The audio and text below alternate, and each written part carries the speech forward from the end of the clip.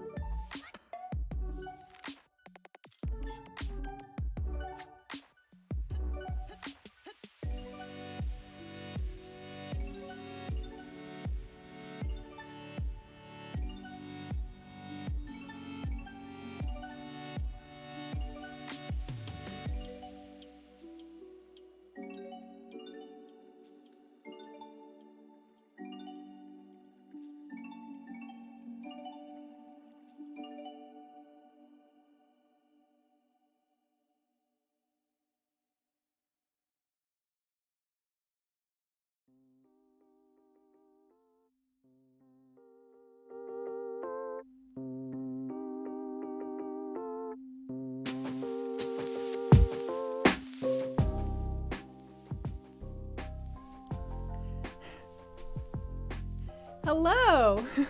hello. I'm sorry I started a little bit late today, so we're ending the getting ready screen a little bit early today. Hi, Zach! I'm sorry also the audio balance was a little bit off. I forgot that I had recorded something else, and so the audio balance has been a bit off. Also, I apologize that my hair is wet. If the fact that I was late hasn't pointed it out, I'm running behind schedule. My hair didn't have time to dry. How is everybody today? Hey, Bully Birdie, FTC, Zach, Sprinkles, now that I can actually speak to you, thank you so much for the raid. That was very kind of you. And welcome in, everybody. I always feel weird because, like, I feel like it looks like my hair is, like, really oily, but it's just wet. It's just wet. This is what curls look like when they're wet. Curly curls. Hey, Harvest. Hey, Admiral. Hey, Red. Hello. It is a warm day in Seattle. We're finally getting to that period of time where the weather is like super warm and nobody in Seattle has air conditioners. So it's just warm in here. That's like the apartment that I'm in has a lot of windows. So like what that means though is that it's time for short t-shirt season. And I wanted to show you guys this since this is book club. I thought some of you guys might appreciate Wingardium Mimosa, which is like, it has been a week or two. Have you been all right since you last popped in? Thanks, Red. It was for a bachelorette party for one of my college friends. It was a really good party, and I actually really like this shirt a lot. Wingardium Mimosa. I feel like that's just a big mood.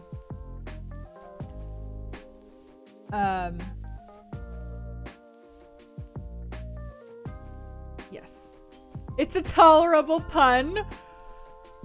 Wow, that makes it sound like you're really not like completely floored by how awesome this shirt is, and I feel like that's not the correct reaction that you should be having. I'm just saying. As far as people in health, just busy, awesome. I mean, busyness, you know, more or less, but people in health being good, awesome. I'm glad.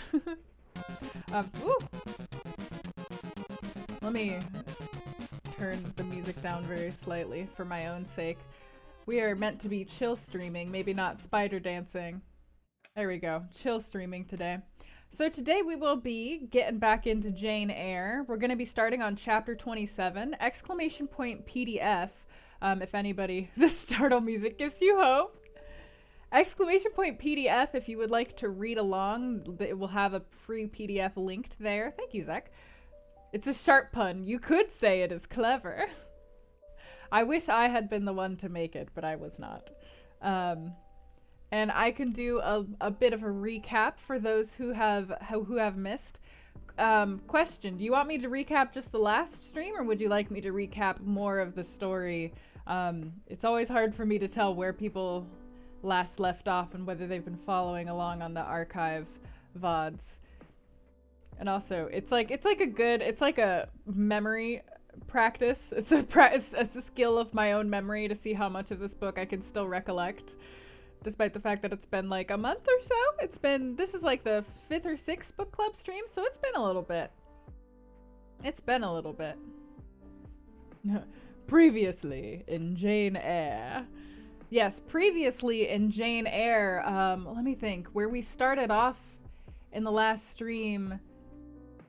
Oh yes, Jane and Mr. Rochester had just essentially confessed that they were in love with each other, and Mr. Rochester proposed to Jane in the most ominous, foreshadowing kind of way, because right after he proposed to her under this tree, the tree got struck by lightning and split in half. It's very chill though, nothing to worry about. It's very chill. So we followed along with their preparations for the wedding, and Mr. Rochester was kind of acting a little weird. He was kind of putting Jane up on a pedestal, kind of like treating her as if she were like a beautiful doll for him to dress, and your everyday proposal. And Jane ended up being warned by Mrs.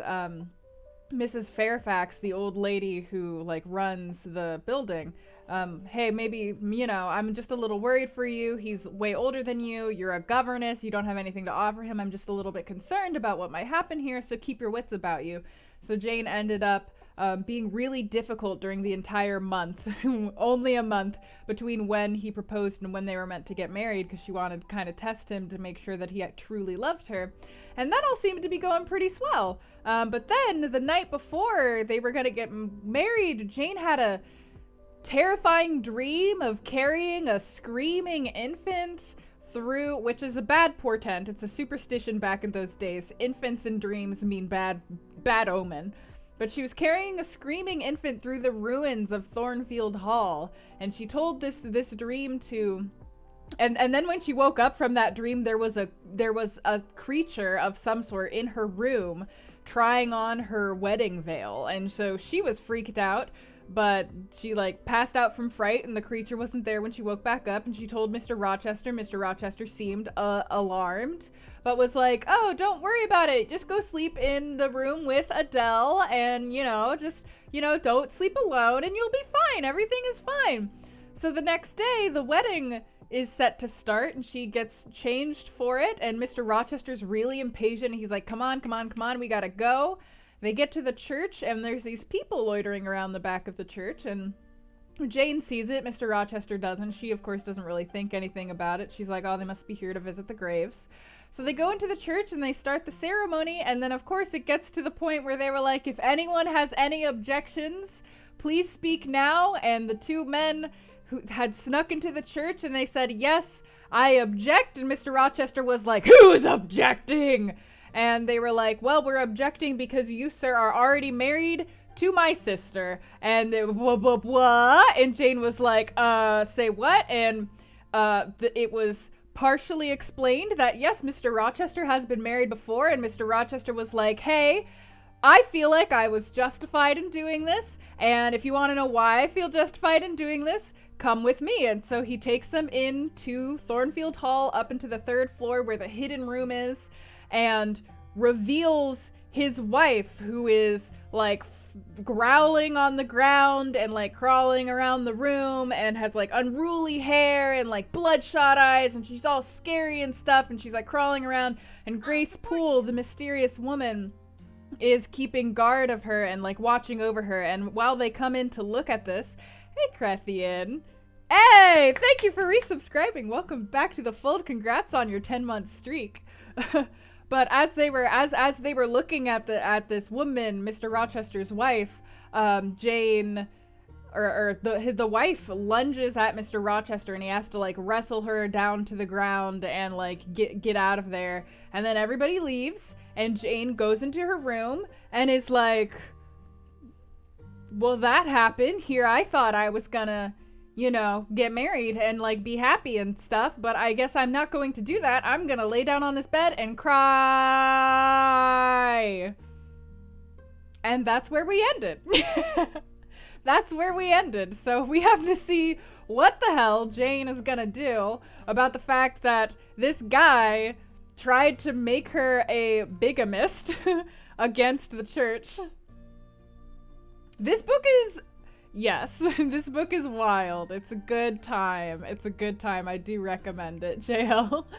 But yeah, we have to see what the hell Jane is gonna do, what Mr. Rochester's gonna do. Like, are they, I don't know. What would you do? What would you do if you were gonna marry someone and you were back in the 1800s when, like, you know, God was real? And I mean, God is still real to some people, but God was real to everyone, and this guy was basically gonna condemn your soul to eternal hellfire because he wanted a better wife than he had previously because his other wife went crazy, and you thought he loved you, but actually he was condemning your soul to hellfire. Like, what would you do? I don't know. It's a question. It's definitely a question. Back when God was real. My bad.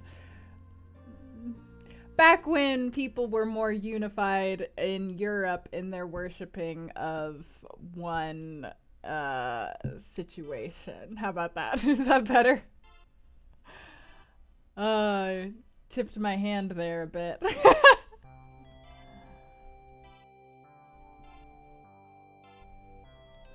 But hopefully that brings everybody up to speed. I'll pause for a second to see, does anybody have any questions that you would like me to answer? Any things you might need to be reminded of before we start in on chapter 27 of this book?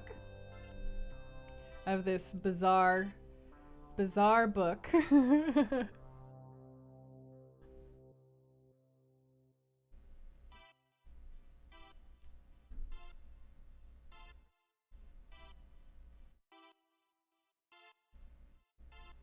All right. Seems like nobody has any questions. So I will fade out the music. And let me I'll have some very, very, very quiet reading music in the background. And we will get started with chapter 27. So again, literally last we left Jane, she was crying on her bed and completely lost to her feels, which I feel like we can grant that for her. She's had a bad day. So chapter 27. Sometime in the afternoon I raised my head, and looking round and seeing the western sun gilding the sign of its decline on the wall, I asked, "What am I to do?" But the answer my mind gave, "Leave Thornfield at once," was so prompt, so dread, that I stopped my ears. I said I could not bear such words now. That I am not Edward Rochester's bride is the least part of my woe, I alleged. That I have wakened out of most glorious dreams, and found them all void and vain, is a horror I could bear and master. But that I must leave him decidedly, instantly, entirely, is intolerable. I cannot do it. So Jane's still in love with him. Right now. But then a voice within me averred that I could do it, and foretold that I should do it. I wrestled with my own resolution. I wanted to be weak, that I might avoid the awful passage of further suffering I saw laid out for me, and conscience, turned tyrant, held passion by the throat, and told her tauntingly she had yet but dipped her dainty foot in the slough, and swore that with that arm of iron he would thrust her down to unsounded depths of agony. "Let me be torn away," then I cried. "Let another help me." "No, you shall tear yourself away. None shall help you. You shall yourself pluck out your right eye, yourself cut off your right hand, your heart shall be the victim, and you the priest to transfix it." I rose up suddenly, terror-struck at the solitude which so ruthless a judge haunted, at the silence which so awful a voice filled. My head swam as I stood erect. I perceived that I was sickening from excitement and inanition. Neither meat nor drink had passed my lips that day, for I had taken no breakfast, and with a strange pang I now reflected that, long as I had been shut up here, no message had been sent to ask how I was, or to invite me to come down. Not even little Adele had tapped at the door, not even Mrs. Fairfax had sought me. "Friends always forget those whom fortune forsakes," I murmured as I undrew the bolt and passed out. I stumbled over an obstacle. My head was still dizzy, my sight was dim, and my limbs were feeble. I could not soon recover myself. I fell, but not onto the ground. An outstretched arm caught me. I looked up. I was supported by Mr. Rochester, who sat in a chair across my chamber threshold. "You come out at last," he said. "Well, I have been waiting for you long, and listening. Yet not one movement have I heard, nor one sob. 5 minutes more of that death-like hush, and I should have forced the lock like a burglar. So you shun me? You shut yourself up and grieve alone? I would rather you had come and upbraided me with vehemence. You are passionate. I expected a scene of some kind. I was prepared for the hot rain of tears, only I wanted them to be shed on my breast. Now a senseless floor has received them, or your drenched handkerchief.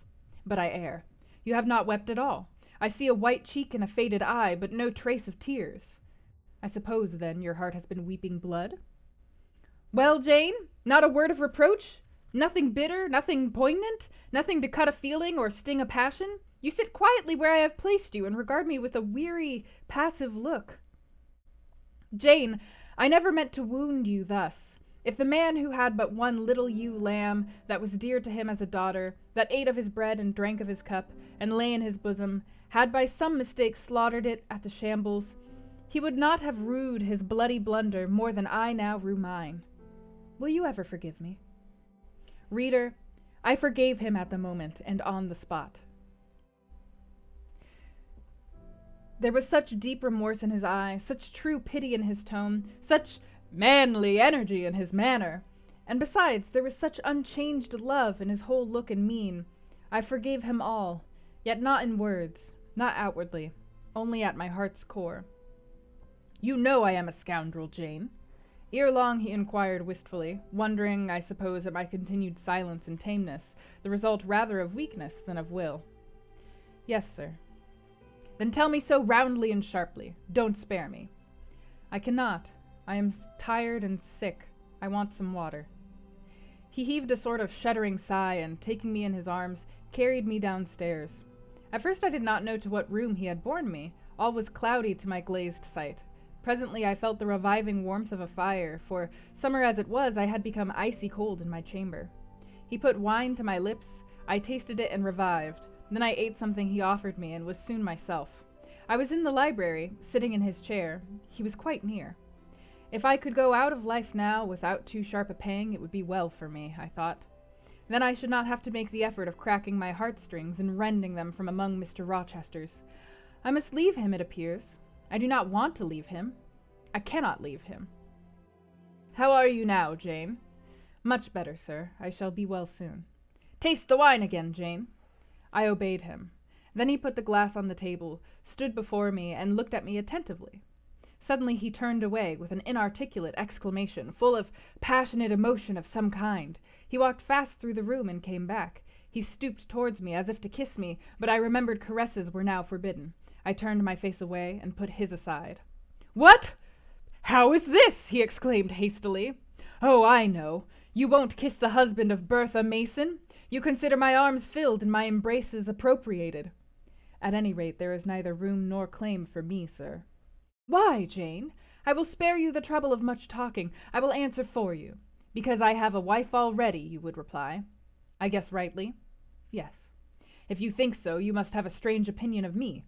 You must regard me as a plodding profligate, a base and low rake who has been simulating disinterested love in order to draw you into a snare deliberately laid, and strip you of honor and rob you of self-respect.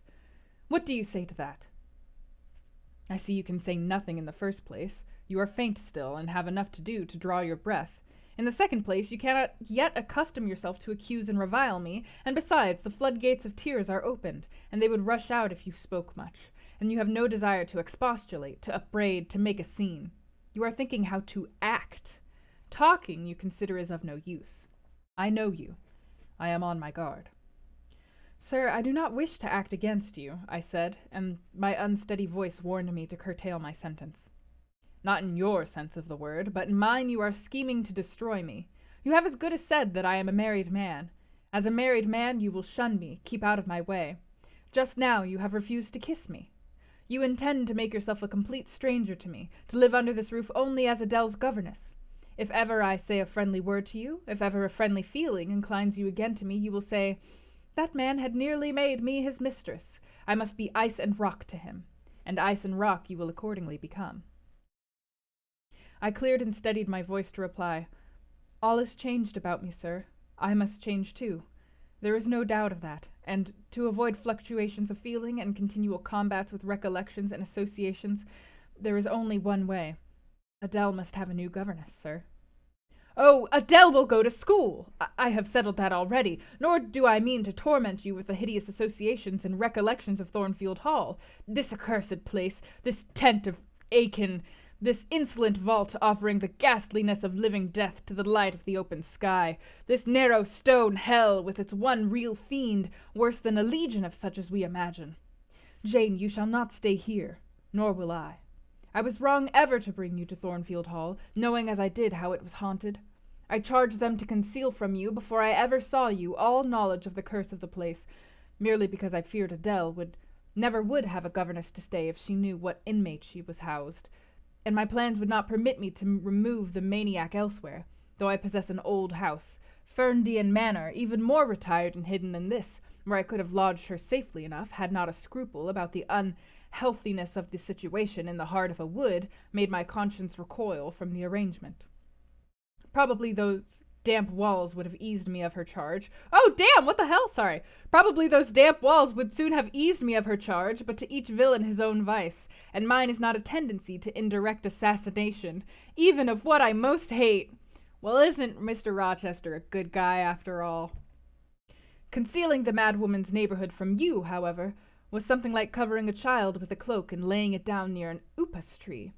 That demon's vicinage is poisoned, and always was. But I'll shut up Thornfield Hall. I'll nail up the front door and board the lower windows. I'll give Mrs. Poole 200 a year to live here with my wife, as you term that fearful hag. Grace will do much for money, and she shall have her son, the keeper at Grimsby Retreat, to bear her company and be at hand to give her aid in the paroxysms, when my wife is prompted by her familiar to burn people in their beds at night, to stab them, to bite their flesh from their bones, and so on. Sir, I interrupted him, you are inexorable for that unfortunate lady. You speak of her with hate, with vindictive antipathy. It is cruel. She cannot help being mad. Jane, my little darling, if so I will call you, for so you are. You don't know what you are talking about. You misjudge me again. It is not because she is mad I hate her. If you were mad, do you think I should hate you? I do indeed, sir. Then you are mistaken, and you know nothing about me, and nothing about the sort of love of which I am capable. Every atom of your flesh is as dear to me as my own. In pain and sickness it would still be dear. Your mind is my treasure, and if it were broken it would be my treasure still. If you raved, my arms should confine you, and not a straight waistcoat. Your grasp, even in fury, would have a charm for me. If you flew at me as wildly as that woman did this morning, I should receive you in an embrace, at least as fond as it would be restrictive. I should not shrink from you with disgust, as I did from her. In your quiet moments, you should have no watcher and no nurse but me, and I could hang over you with untiring tenderness, though you gave me no smile in return, and never weary of gazing into your eyes, though they had no longer a ray of recognition for me. But why do I follow that train of ideas? I was talking of removing you from Thornfield. All, you know, is prepared for prompt departure. Tomorrow you shall go. I only ask you to endure one more night under this roof, Jane, and then farewell to its miseries and terrors forever. I have a place to repair to, which will be a secure sanctuary from hateful reminiscences, from unwelcome intrusion, even from falsehood and slander. And take Adele with you, sir, I interrupted. She will be a companion for you. What do you mean, Jane? I told you I would send Adele to a school. And what do I want with a child for a companion, and not my own child, a French dancer's bastard? Why do you importune me about her? I say, why do you assign Adele to me for a companion? You spoke of a retirement, sir, and retirement and solitude are dull. Too dull for you. Solitude! Solitude! He reiterated with irritation. I see I must come to an explanation. I don't know what sphinx-like expression is forming in your countenance. You are to share my solitude. Do you understand? I shook my head. It required a degree of courage, excited as he was becoming, even to risk that mute sign of dissent. He had been walking fast about the room, and he stopped, as if suddenly rooted to one spot. He looked at me long and hard. I turned my eyes from him, fixed them on the fire, and tried to assume and maintain a quiet, collected aspect. Now for the hitch in Jane's character, he said at last, speaking more calmly than from his look I had expected him to speak. The reel of silk has run smoothly enough so far, but I always knew there would come a knot and a puzzle. Here it is. Now for vexation and exasperation and endless trouble. By God! I long to exert a fraction of Samson's strength and break the entanglement like tow. He recommenced his walk, but soon again stopped, and this time just before me. Jane, will you hear reason? He stooped and approached his lips to my ear. Because, if you won't, I'll try violence. His voice was hoarse, his look that of a man who is just about to burst an insufferable bond and plunge headlong into wild license. I saw that in another moment, and with one impetus of frenzy more, I should be able to do nothing with him. The passing second of time was all I had in which to control and restrain him. A movement of repulsion, flight, fear would have sealed my doom, and his. But I was not afraid, not in the least. I felt an inward power, a sense of influence which supported me. The crisis was perilous, but not without its charm. such as the Indian perhaps feels when he slips over the rapid in his canoe. I took hold of his clenched hand, loosened the contorted fingers, and said to him soothingly, "Sit down. I'll talk to you as long as you like and hear all you have to say, whether reasonable or unreasonable." He sat down, but he did not get leave to speak directly. I had been struggling with tears for some time. I had taken great pains to repress them because I knew he would not like to see me weep. Now, however, I considered it well to let them flow as freely and as long as they liked. If the flood annoyed him, so much the better. So I gave way and cried heartily. Soon I heard him earnestly entreating me to be composed. I said I could not while he was in such a passion. "But I am not angry, Jane. I only love you too well. And you had steeled your little pale face with such a resolute frozen look I could not endure it. Hush now, and wipe your eyes. It's just like red flags all over the place." His softened voice announced that he was subdued, so I, in my turn, became calm. Now he made an effort to rest his head on my shoulder, but I would not permit it. Then he would draw me to him. "No." "Jane, Jane!" he said in such an accent of bitter sadness it thrilled along every nerve I had. "You don't love me, then? It was only my station and the rank of my wife that you valued. Now that you think me disqualified to become your husband, you recoil from my touch as if I were some toad or ape." These words cut me. Yet what could I do or say? I ought probably to have done or said nothing, but I was so tortured by a sense of remorse at thus hurting his feelings, I could not control the wish to drop balm where I had wounded. "I do love you," I said, "more than ever, but I must not show or indulge the feeling, and this is the last time I must express it." "The last time, Jane? What? Do you think you can live with me and see me daily, and yet, if you still love me, be always cold and distant?" "No, sir. That I am certain I could not, and therefore I see there is but one way. But you will be furious if I mention it." "Oh, mention it! If I storm, you have the art of weeping." "Mr. Rochester, I must leave you." "For how long, Jane? For a few minutes while you smooth your hair, which is somewhat disheveled, and bathe your face, which looks feverish?" "I must leave Adele and Thornfield. I must part with you for my whole life. I must begin a new existence among strange faces and strange scenes." "Of course. I told you you should. I passed over the madness about parting from me." "You mean you must become a part of me?"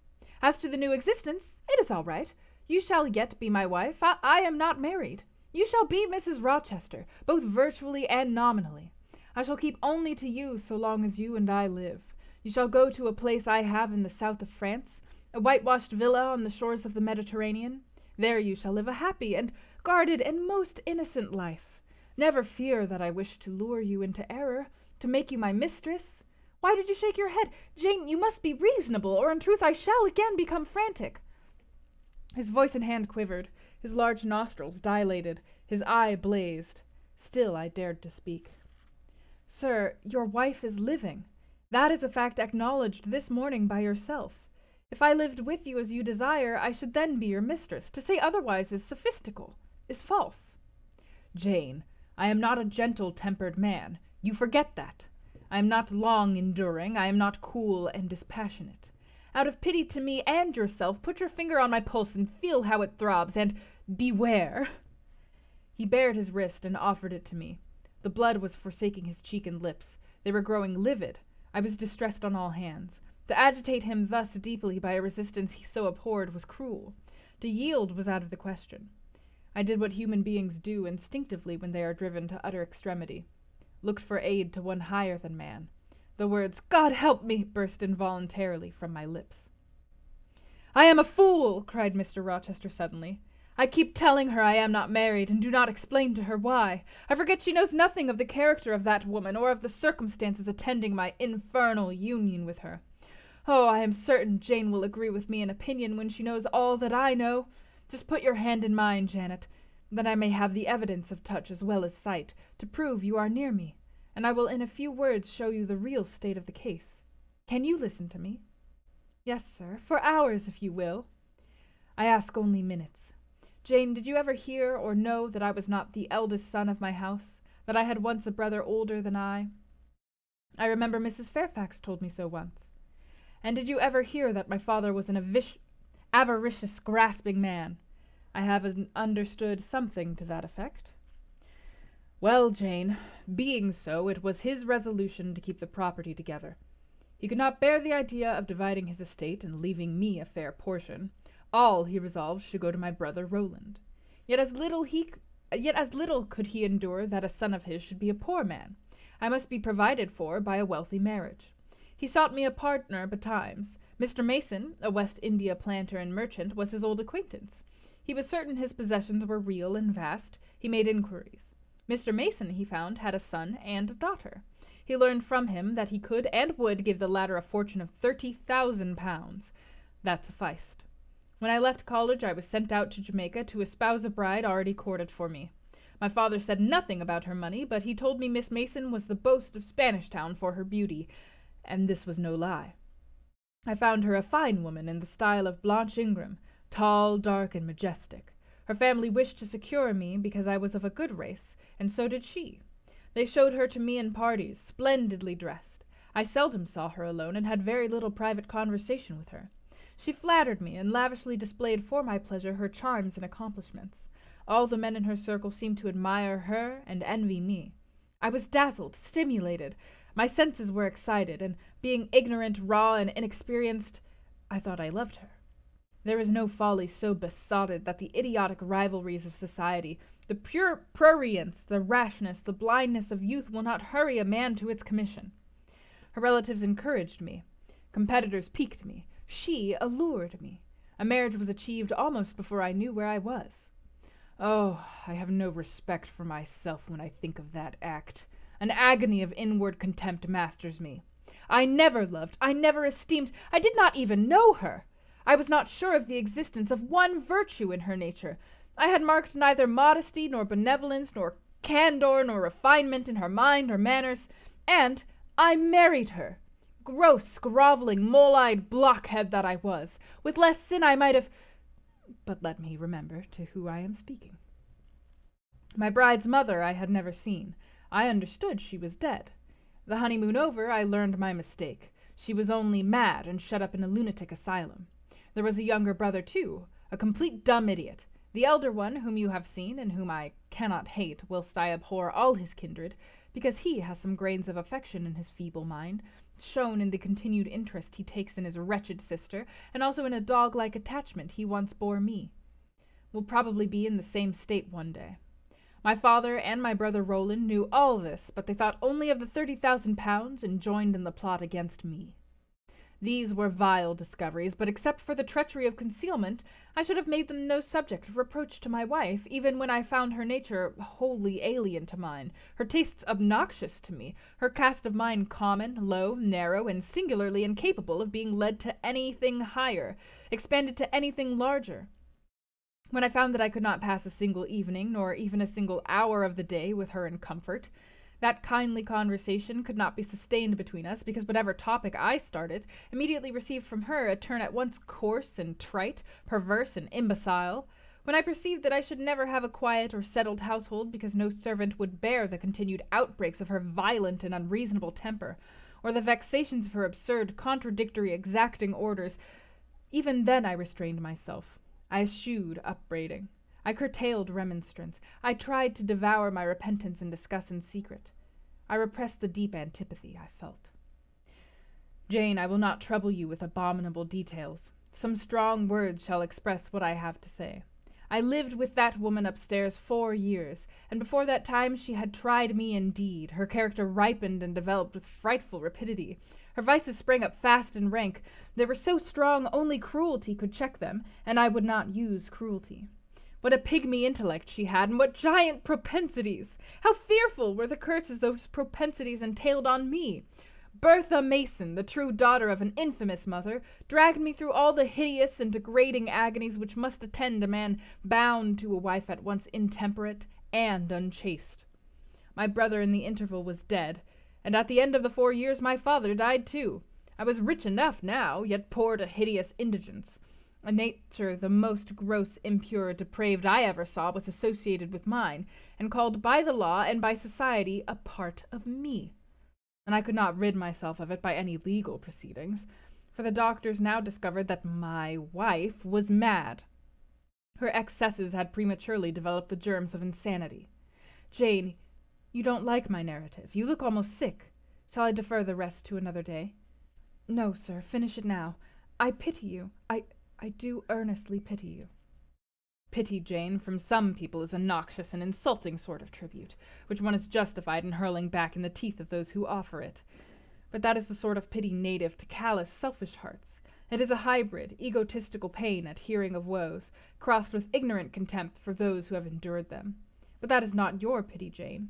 It is not the feeling of which your whole face is full at this moment, with which your eyes are now almost overflowing, with which your heart is heaving, with which your hand is trembling in mine.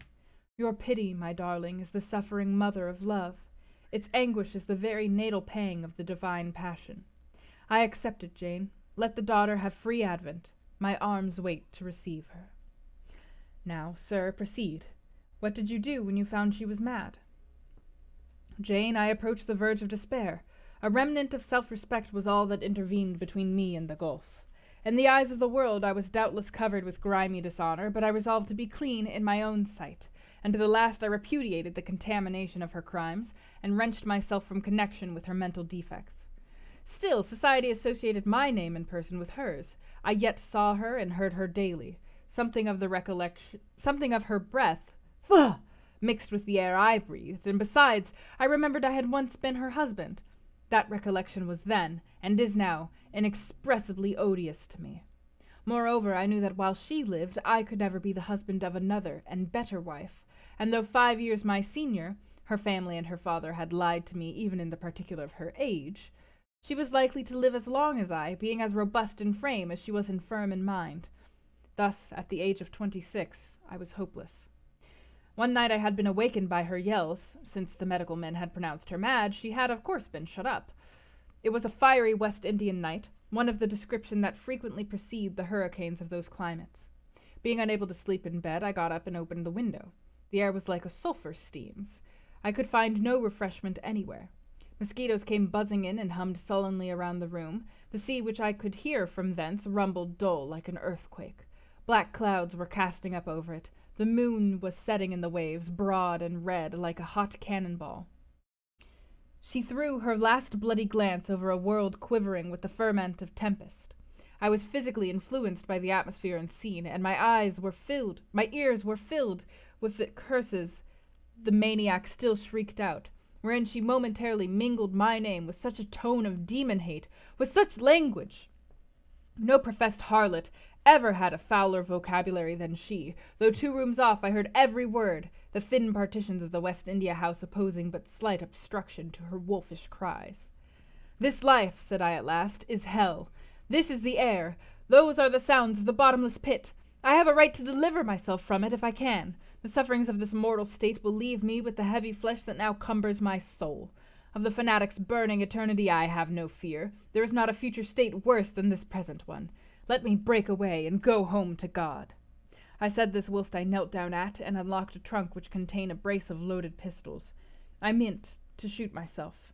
I only entertained the intention for a moment, for, not being insane, the crisis of exquisite and unalloyed despair which had originated the wish and design of self-destruction was past in a second. A wind fresh from Europe blew over the ocean and rushed through the open casement. The storm broke, streamed, thundered, blazed, and the air grew pure. I then framed and fixed a resolution. While I walked under the dripping orange trees of my wet garden, and amongst its drenched pomegranates and pineapples, and while the refulgent dawn of the tropics kindled round me, I reasoned thus, Jane. And now listen, for it was true wisdom that consoled me in that hour, and showed me the right path to follow. The sweet wind from Europe was still whispering in the refreshed leaves, and the Atlantic was thundering in glorious liberty. My heart, dried up and scorched for a long time, swelled to the tone, and filled with living blood. My being longed for renewal, my soul thirsted for a pure drought. I saw hope revive, and felt regeneration possible. From a flowery arc at the bottom of my garden I gazed over the sea, bluer than the sky. The old world was beyond. Clear prospects opened thus. "Go," said Hope, "and live again in Europe. There it is not known what a sullied name you bear, nor what a filthy burden is bound to you. You may take the maniac with you to England, confine her with due attendance and precautions at Thornfield. Then travel yourself to what clime you will, and form what new tie you like. That woman who has so abused your long-suffering, so sullied your name, so outraged your honor, so blighted your youth, is not your wife, nor are you her husband. See that she is cared for as her condition demands, and you have done all that God and humanity require of you. Let her identity, her connection with yourself be buried in oblivion. You are bound to impart them to no living being. Place her in safety and comfort, shelter her degradation with secrecy, and leave her. I acted precisely on this suggestion. My father and brother had not made my marriage known to their acquaintance, because in the very first letter I wrote to apprise them of the union, having already begun to experience extreme disgust of its consequences, and from the family character and constitution, seeing a hideous future opening to me, I added an urgent charge to keep it secret, and very soon the infamous conduct of the wife my father had selected for me was such as to make him blush to own her as his daughter-in-law. Far from desiring to publish the connection, he became as anxious to conceal it as myself. To England then I conveyed her. A fearful voyage I had with such a monster in the vessel. Glad was I when I at last got her to Thornfield and saw her safely lodged in that third-story room, of whose secret inner cabinets she has now for 10 years made a wild beast's den, a goblin cell. I had some trouble in finding an attendant for her, as it was necessary to select one on whose fidelity dependence could be placed, for her ravings would inevitably betray my secret. Besides, she had lucid intervals of days, sometimes weeks, which she filled up with abuse of me. At last I hired Grace Poole from the Grimsby retreat. She and the surgeon Carter, who dressed Mason's wounds that night he was stabbed and worried, are the only two I have ever admitted to my confidence.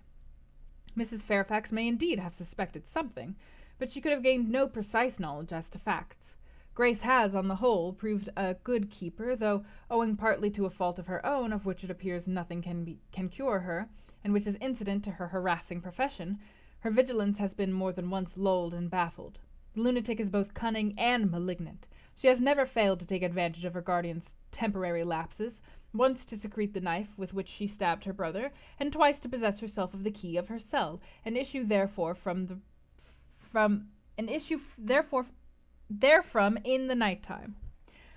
On the first of these occasions she perpetrated the attempt to burn me in my bed. On the second she paid that ghastly visit to you. I thank Providence, who watched over you, that she then spent her fury on your wedding apparel, which perhaps brought back vague reminiscences of her own bridal days. But on what might have happened I cannot endure to reflect. When I think of the thing which flew at my throat this morning, hanging its black and scarlet visage over the nest of my dove, my blood curdles. And what, sir, I asked while he paused, did you do when you had settled her here? Where did you go? What did I do, Jane? I transformed myself into a will-o'-the-wisp. Where did I go? I pursued wanderings as wild as those of the March spirit. I sought the continent, and went devious through all its lands. My fixed desire was to seek and find a good and intelligent woman, whom I could love, a contrast to the fury I left at Thornfield. But you could not marry, sir. I had determined and was convinced that I could and ought. It was not my original intention to deceive, as I have deceived you. I meant to tell my tale plainly, and make my proposals openly, and it appeared to me so absolutely rational that I should be considered free to love and be loved, I never doubted some woman might be found willing and able to understand my case and accept me in spite of the curse with which I was burdened. Well, sir? When you are inquisitive, Jane, you always make me smile.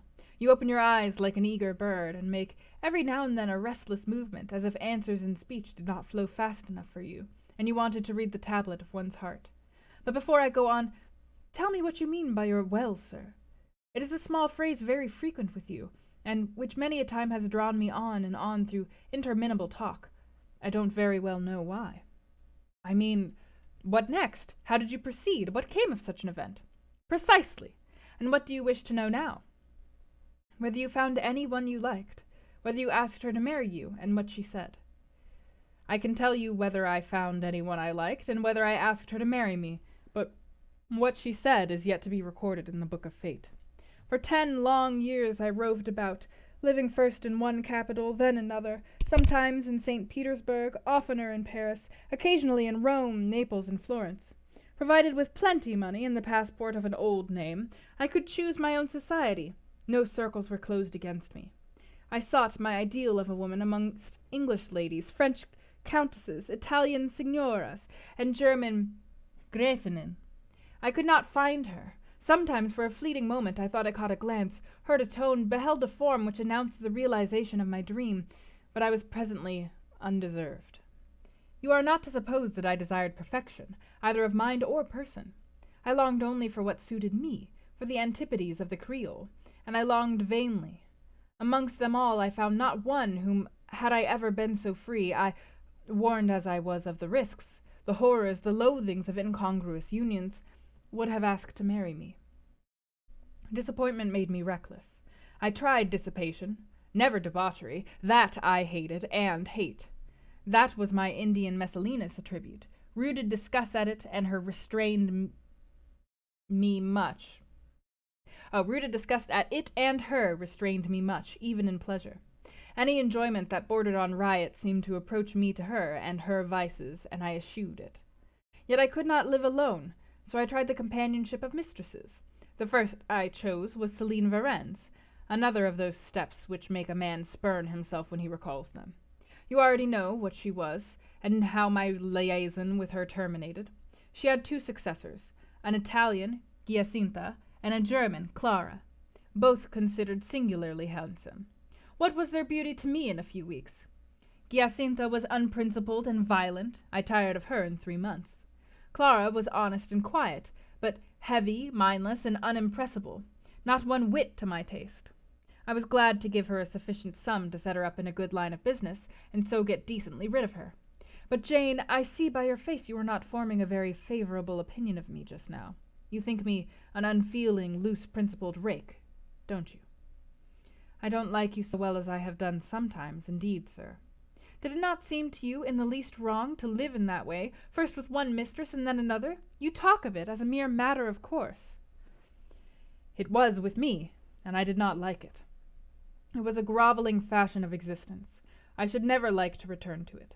Hiring a mistress is the next worst thing to buying a slave. Both are often by nature, and always by position, inferior. Oh, God. And to live familiarly with inferiors is degrading. I now hate the recollection of the time I passed with Céline, Giacinta, and Clara. I just want to say Mr. Rochester is not aging well here. I felt the truth of these words, and I drew from them the certain inference that if I were so far to forget myself and all the teaching that had ever been instilled into me, as, under any pretext, with any justification, through any temptation, to become the successor of these poor girls, he would one day regard me with the same feeling which now in his mind desecrated their memory. I did not give utterance to this conviction. It was enough to feel it. I impressed it on my heart, that it might remain there to serve me as aid in the time of trial. Now, Jane, why don't you say, well, sir? I have not done. You are looking grave. You disapprove of me still, I see. But let me come to the point. Last January, rid of all my mistresses, in a harsh, bitter frame of mind, the result of a useless, roving, lonely life, corroded with disappointment, sourly disposed against all men, and especially against all womankind, for I began to regard the notion of an intellectual, faithful, loving woman as a mere dream. Recalled by business, I came back to England. On a frosty winter afternoon, I rode in sight of Thornfield Hall. Abhorred spot! I expected no peace, no pleasure there. On a stile in Hay Lane, I saw a quiet little figure sitting by itself. I passed it as negligently as I did the pollard willow opposite to it. I had no presentiment of what it would be to me, no inward warning that the arbitress of my life, my genius for good or evil, waited there in humble guise. I did not know it even when, on the occasion of Mesrour's accident, it came up and gravely offered me help. Childish and slender creature, it seemed as if a linnet had hopped to my foot and proposed to bear me on its tiny wing. I was surly, but the thing would not go. It stood by me with strange perseverance, and looked and spoke with a sort of authority. I must be aided, and by that hand, and aided I was. When once I had pressed the frail shoulder, something new, a fresh sap and sense, stole into my frame. It was well I had learnt that this elf must return to me, that it belonged to my house down below, or I could not have felt it pass away from under my hand and seen it vanish behind the dim hedge without singular regret. I heard you come home that night, Jane, though probably you were not aware that I thought of you or watched for you. The next day I observed you, myself unseen, for half an hour while you played with Adele in the gallery. It was a snowy day, I recollect, and you could not go out of doors. I was in my room. The door was ajar. I could both listen and watch. Adele claimed your outward attention for a while, yet I fancied your thoughts were elsewhere. But you were very patient with her, my little Jane. You talked to her and amused her a long time. When at last she left you, you lapsed at once into deep reverie. You betook yourself slowly to pace the gallery. Now and then, in passing a casement, you glanced out at the thick falling snow. You listened to the sobbing wind, and again you paced gently on and dreamed. I think those day visions were not dark. There was a pleasurable illumination in your eye occasionally, and a soft excitement in your aspect which told of no bitter, bilious, hypochondriac brooding. Your look revealed rather the sweet musings of youth, when its spirit follows on willing wings the flight of hope, up and on to an ideal heaven. The voice of Mrs. Fairfax, speaking to a servant in the hall, wakened you. And how curiously you smiled to and at yourself, Janet! There was much sense in your smile. It was very shrewd, and seemed to make light of your own abstraction. It seemed to say, "My fine visions are all very well, but I must not forget they are absolutely unreal. I have a rosy sky and a green flowery Eden in my brain, but without, I am perfectly aware, lies at my feet a rough track to travel, and around me gather black tempests to encounter." You ran downstairs and demanded of Mrs. Fairfax some occupation, the weekly house accounts to make up, or something of that sort, I think it was. I was vexed with you for getting out of my sight. Impatiently I waited for evening, when I might summon you to my presence. An unusual, to me, a perfectly new character, I suspected was yours. I desired to search it deeper and know it better. You entered the room with a look and air at once shy and independent. You were quaintly dressed, much as you are now. I made you talk. Ere long I found you full of strange contrasts. Your garb and manner were restricted by rule. Your air was often diffident, and altogether that of one refined by nature, but absolutely unused to society, and a good deal afraid of making herself disadvantageously conspicuous by some solecism or blunder. Yet when addressed you lifted a keen, a daring, and a glowing eye to your interlocutor's face. There was penetration and power in each glance you gave. When plied by close questions, you found ready and round answers. Very soon you seemed to get used to me. I believe you felt the existence of sympathy between you and your grim cross-master, Jane, for it was astonishing to see how quickly a certain pleasant ease tranquilized your manner. Snarl as I would, you showed no surprise, fear, annoyance, or displeasure at my moroseness. You watched me, and now and then smiled at me with a simple yet sagacious grace I cannot describe.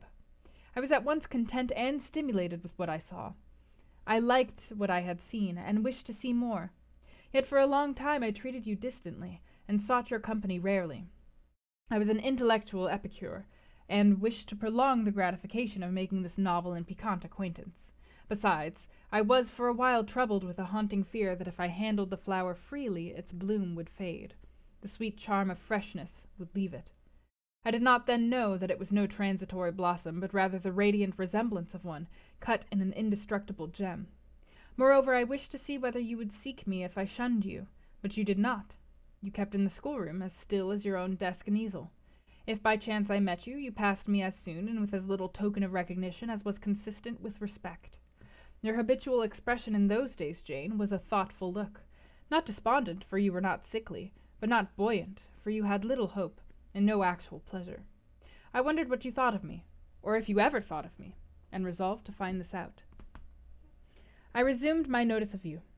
There was something glad in your glance and genial in your manner when you conversed. I saw you had a social heart. It was the silent schoolroom, it was the tedium of your life that made you mournful. I permitted myself the delight of being kind to you. Kindness stirred emotion soon. Your face became soft in expression, your tones gentle.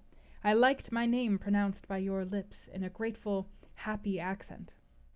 I used to enjoy a chance meeting with you, Jane, at this time. There was a curious hesitation in your manner.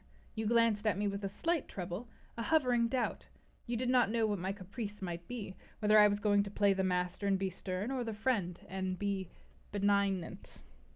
I was now too fond of you often to stimulate the first whim, and when I stretched my hand out cordially, such bloom and light bliss rose to your young, wistful features, I had much ado often to avoid straining you then and there to my heart.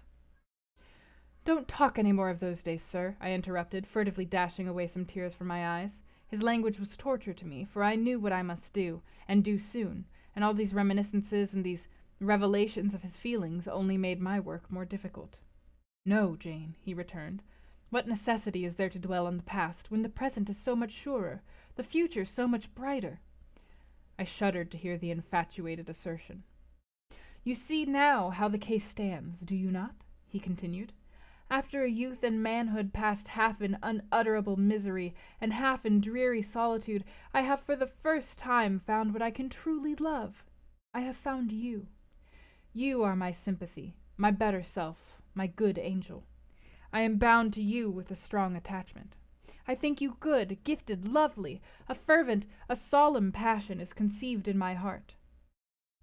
It leans to you, draws you to my center and spring of life, wraps my existence about you, and kindling in pure, powerful flame, fuses you and me in one. It was because I felt and knew this that I resolved to marry you. To tell me that I had already a wife is empty mockery. You know now that I had but a hideous demon. I was wrong to attempt to deceive you, but I feared a stubbornness that exists in your character. I feared early instilled prejudice. I wanted to have you safe before hazarding confidences. This was cowardly. I should have appealed to your nobleness and magnanimity at first, as I do now. Opened to you plainly my life of agony, described to you my hunger and thirst after a higher and worthier existence, shown to you not my resolution, that word is weak, but my resistless bent to love faithfully and well where I am faithfully and well loved in return. Then I should have asked you to accept my pledge of fidelity and to give me yours. Jane, give it me now. A pause. Why are you silent, Jane? I was experiencing an ordeal. A hand of fiery iron grasped my vitals. Terrible moment, full of struggle, blackness, burning.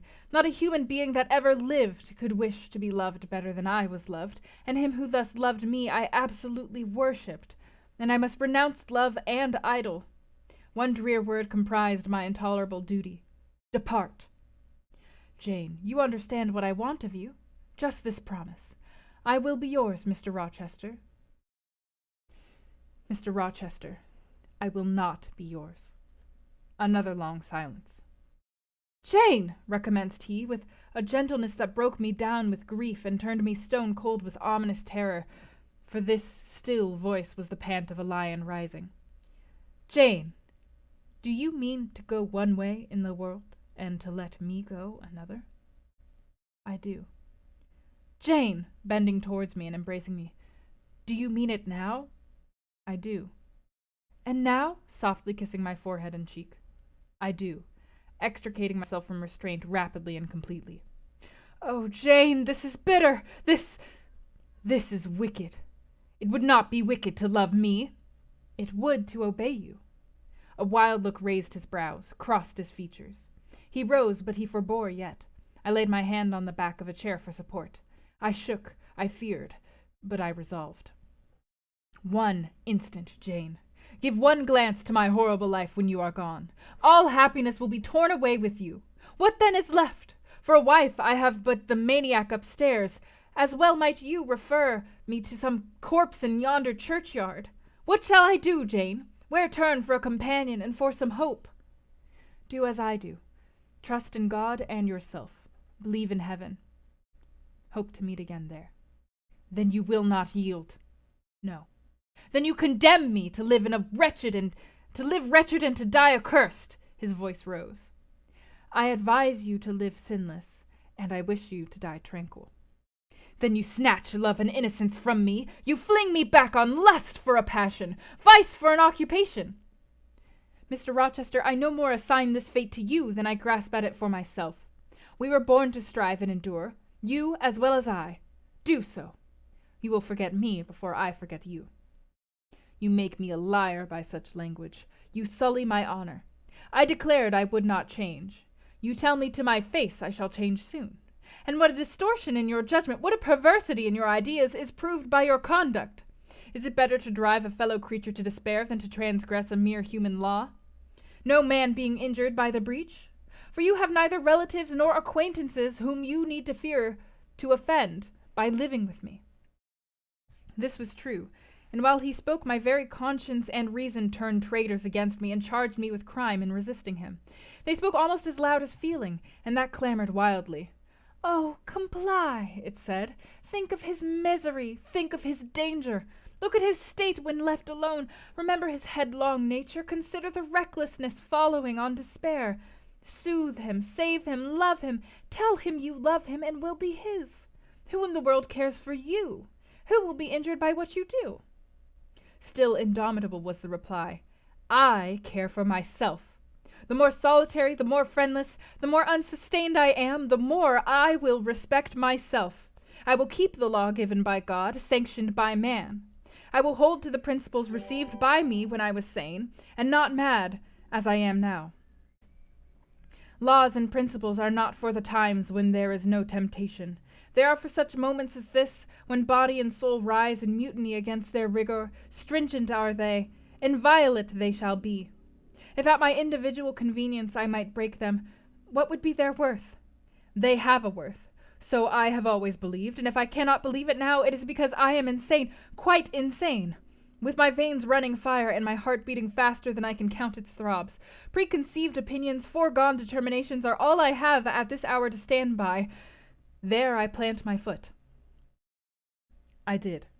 Mr. Rochester, reading my countenance, saw I had done so. His fury was wrought to the highest. He must yield to it for a moment, whatever followed. He crossed the floor and seized my arm and grasped my waist. He seemed to devour me with his flaming glance. Physically, I felt at the moment powerless as stubble exposed to the draught and glow of a furnace. Mentally, I still possessed my soul, and with it the certainty of ultimate safety. The soul, fortunately, has an interpreter, often an unconscious but still a truthful interpreter, in the eye. My eye rose to his, and while I looked in his fierce face, I gave an involuntary sigh. His gripe was painful, and my overtaxed strength almost exhausted. "Never," said he, as he ground his teeth, "never was anything at once so frail and so indomitable. A mere reed she feels in my hand," and he shook me with the force of his hold. "I could bend her with my finger and thumb, and what good would it do if I bent, if I uptore, if I crushed her? Consider that eye. Consider the resolute, wild, free thing looking out of it, defying me with more than courage, with a stern triumph. Whatever I do with its cage, I cannot get at it, the savage, beautiful creature. If I tear, if I rend the slight prison, my outrage will only let the captive loose. Conqueror I might be of the house, but the inmate would escape to heaven before I could call myself possessor of its clay-dwelling place. And it is you, spirit, with will and energy and virtue and purity that I want, not alone your brittle frame. Of yourself you could come with soft flight and nestle against my heart, if you would. Seized against your will, you will elude the grasp like an essence. You will vanish ere I inhale your fragrance. Oh, come, Jane, come!" As he said this, he released me from his clutch and only looked at me. The look was far worse to resist than the frantic strain. Only an idiot, however, would have succumbed now. I had dared and baffled his fury. I must elude his sorrow. I retired to the door. "You are going, Jane?" "I am going, sir." "You are leaving me?" "Yes." "You will not come? You will not be my comforter, my rescuer? My deep love, my wild woe, my frantic prayer are all nothing to you?" What unutterable pathos was in his voice! How hard it was to reiterate firmly. "I am going." "Jane! Mr. Rochester!" "Withdraw, then. I consent. But remember, you leave me here in anguish. Go up to your own room. Think over all I have said, and, Jane, cast a glance on my sufferings. Think of me." He turned away. He threw himself on his face on the sofa. "Oh, Jane, my hope, my love, my life!" broke in anguish from his lips. Then came a deep, strong sob. I had already gained the door, but, reader, I walked back as determinedly as I had retreated. I knelt down by him, I turned his face from the cushion to me, I kissed his cheek, I smoothed his hair with my hand. "God bless you, my dear master," I said. "God keep you from harm and wrong, direct you, solace you, reward you well for your past kindness to me." "Little Jane's love would have been my best reward," he answered. "Without it my heart is broken. But Jane will give me her love." "Yes, nobly, generously." Up the blood rushed to his face, forth flashed the fire from his eyes. Erect he sprang, he held his arms out, but I evaded the embrace, and at once quitted the room. "Farewell!" was the cry of my heart as I left him. Despair added, "Farewell forever!" That night I never thought to sleep, but a slumber fell on me as soon as I lay down in bed. I was transported in thought to the scenes of childhood. I dreamt I lay in the Red Room at Gateshead, that the night was dark, and my mind impressed with strange fears. The light that long ago had struck me into syncope, recalled in this vision, seemed glidingly to mount the wall, and tremblingly to pause in the center of the obscured ceiling. I lifted up my head to look. The roof resolved to clouds, high and dim. The gleam was such as the moon imparts to vapors she is about to sever. I watched her come, watched with the strangest anticipation, as though some word of doom were to be written on her disk. She broke forth as never moon yet burst from cloud. A hand first penetrated the sable folds and waved them away. Then, not a moon, but a white human form shone in the azure, inclining a glorious brow earthward. It gazed and gazed on me. It spoke to my spirit. Immeasurably distant was the tone, yet so near it whispered in my heart, "My daughter, flee temptation." "Mother, I will." So I answered after I had waked from the trance-like dream. It was yet night, but July nights are short. Soon after midnight dawn comes. It cannot be too early to commence the task I have to fulfill, thought I. I rose. I was dressed, for I had taken off nothing but my shoes. I knew where to find in my drawer some linen, a locket, a ring. In seeking these articles I encountered the beads of a pearl necklace Mr. Rochester had forced me to accept a few days ago. I left that. It was not mine. It was the visionary bride's who had melted in the air. The other articles I made up in a parcel. My purse containing 20 shillings, it was all I had, I put in my pocket. I tied on my straw bonnet, pinned my shawl, took the parcel and my slippers, which I would not put on yet, and stole from my room. Cheers, FTC.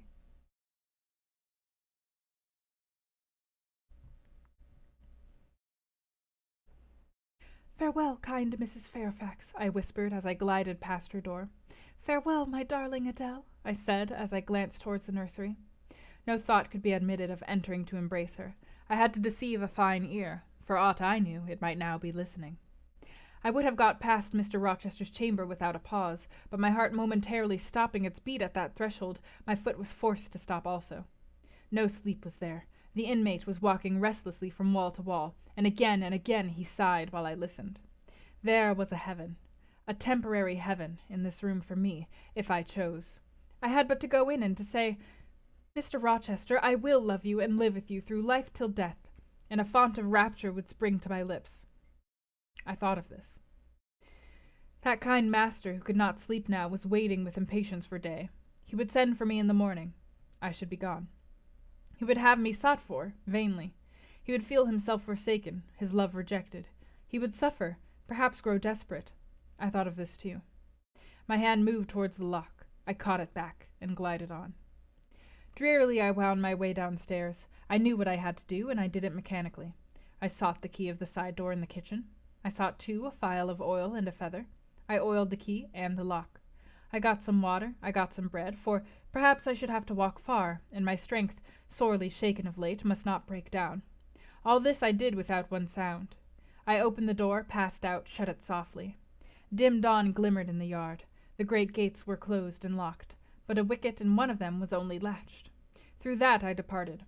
It, too, I shut. And now I was out of Thornfield. A mile off beyond the fields lay a road which stretched in the contrary direction to Millcote, a road I had never travelled, but often noticed, and wondered where it led. Thither I bent my steps. No reflection was to be allowed now. Not one glance was to be cast back, not even one forward. Not one thought was to be given either to the past or the future. The first was a page so heavenly sweet, so deadly sad, that to read one line of it would dissolve my courage and break down my energy.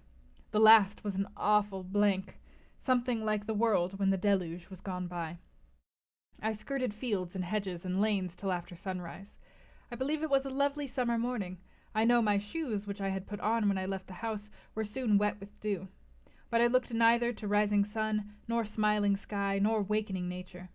He who is taken out to pass through a fair scene to the scaffold thinks not of the flowers that smile on his road, but of the block and axe-edge, of the disseverment of bone and vein, of the grave gaping at the end. And I thought of drear flight and homeless wandering. And oh, with agony I thought of what I had left. I could not help it. I thought of him now, in his room, watching the sunrise, hoping I should soon come to say I would stay with him and be his. I longed to be his. I panted to return. It was not too late. I could yet spare him the bitter pang of bereavement. As yet my flight, I was sure, was undiscovered. I could go back and be his comforter, his pride, his redeemer from misery, perhaps from ruin.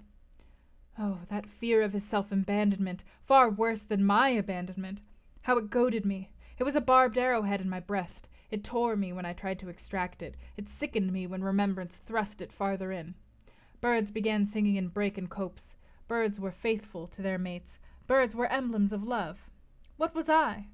In the midst of my pain of heart and frantic effort of principle, I abhorred myself. I had no solace from self-approbation, none even from self-respect. I had injured, wounded, left my master. I was hateful in my own eyes.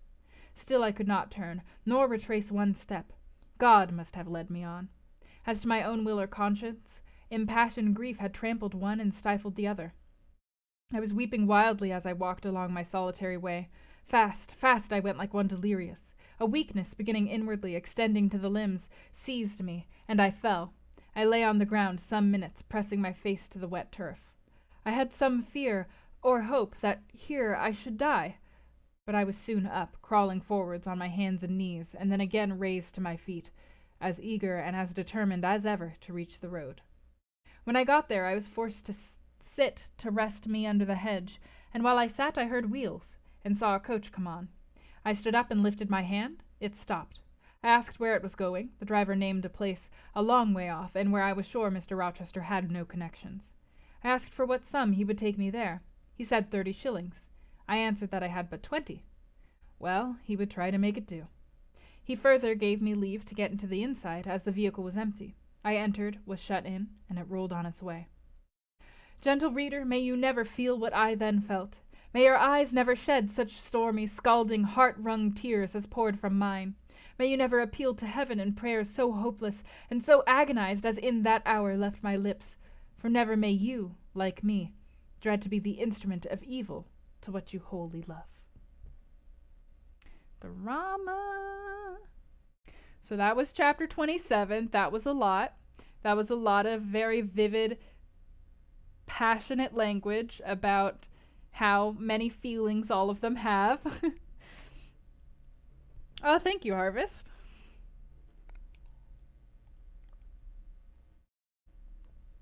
It was also a really long chapter. And Don, hello, welcome back in. Thank you for the host. No. Oh no. I'll support you. Oh, Cece, don't apologize. I'm not sure how much you can hear me. Hang on. Don't apologize for being late, Cece. You're totally fine. And thank you for resubscribing. Welcome back to the fold for the 35th month. That was a lost and you missed the first few pages of it too. The first few pages, Jane left her room and Mr. Rochester was there waiting for her and she was real faint. So he took her down and put her by a fire and fed her and then told her his story. Yeah. Harvest, you're sad? Do you still ship it? I'm so curious, having listened to Mr. Rochester's own reasoning for why he did what he did. Do you guys still like Mr. Rochester? Are you, do you want a way for them to work out? Are you not about it, but, where are we at with this whole situation, with this craziness that Mr. Rochester is doing? Are you... Seems pretty sus. You're very conflicted. Okay. So far nobody is... You kind of still ship it. Dude got lied to and fucked over with his first wife. That is true. That is true. And a lot of the stuff that he was saying in that story They said she was younger than he's younger than she was. They lied about how old she was. She was 5 years older than him, and he didn't know that. So yeah, they lied about most things. The prophecy foretold it. The prophecy foretold? Which prophecy? The lightning? You don't hate him, but poor Jane. All right, interesting. So everything is a mess.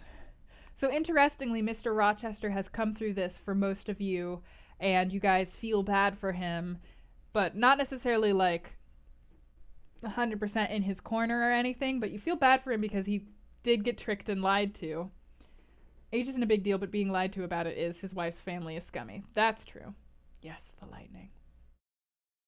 And then it seems like, is there sadness that they can't be together, or are you guys just sad that Jane is sad, that Jane is having to go through all this? Poor Jane, like, this was her first time experiencing any kind of love, any kind of crush, any kind of, like, any kind of that feeling at all. So she's in it. She's 100%. She's, like, in this super emotional love space.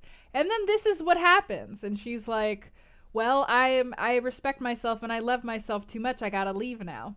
Which, like, kudos to that strength of character. This is one of the reasons that I love Jane so much. She's so cool in my opinion. His own family was scummy too because they didn't care about him when all this came up. They were just like, okay, yeah, but it is what it is. Too bad for you.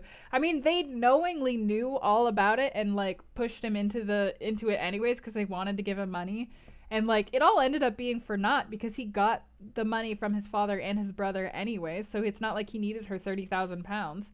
Although like in the day it was a kind of form of looking after him. Like 30,000 pounds is a lot. You could live extremely well. You could live for the rest of your life on 30,000 pounds and have like 10 servants and keep a fancy house and, you know, not have to want for anything, not have to work a day in your life. So they were trying to like look after him and keep him elevated in that sense so that he wouldn't have to go into the army as a soldier or wouldn't have to become a clergyman and have to work for somebody else and be at their mercy and make like 10 pounds a year. So it's a kind of looking after him, but he kind of, in his telling of it, made it clear that they weren't actually trying to look after him. They were just trying to look after the family name, and it wouldn't do to have somebody from the family be poor. So yeah, he did like. I do think like for me, I feel bad. I don't know. It's hard. It's hard for me like seeing how he's talking about his wife. I it's hard for me at those moments because I lose a lot of sympathy for him when he's talking about his wife that way. But then again, I don't know. I don't know what I would feel if I had been like cheated and lied to, and like this was back in the day when divorce wasn't real, and you would have to be stuck with somebody that you hated for the entire rest of your life. Like, yeah, and with a violent wife, which I think is important to note, is that like it's not just that she's just like crazy and like ambiguously crazy as they were back in the day, but she is violent. She is trying to kill things. And more specifically, she seems to hate him, which to me implies that like she does still have some part of sanity left. He said that she gets like lucid for weeks at a time, at which point she's like, fuck Mr. Rochester, I hate him. I do want to kill him. So, you know, he's with a person who even when she is sane wants to kill him. So, here we are.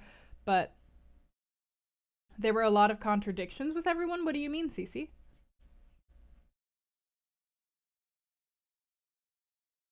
Um, but yeah, I can't imagine like back because like back in the day, you hear it all the time with women getting married. You don't hear it as much with men getting married to women because like men generally had other recourse. It's interesting that Jane Eyre, the novel, is presented as a world in which like morals are so strict because it is debatable about how strict the morals were back in the day for the people who actually lived in that time.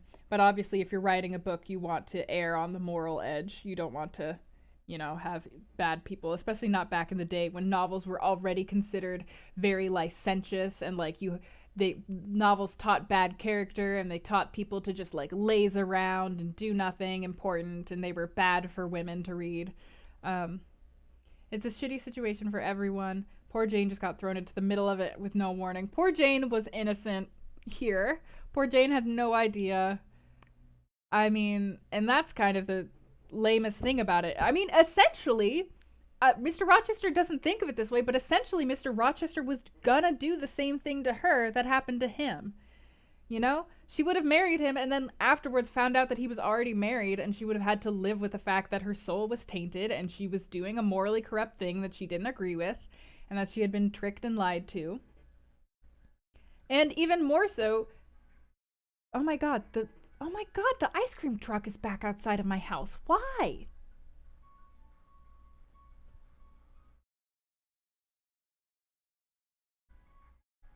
I'm sorry. I'm just this ice cream truck. I'm just like, why are you here? Why are you doing this right now, Mr. Ice Cream Truck guy?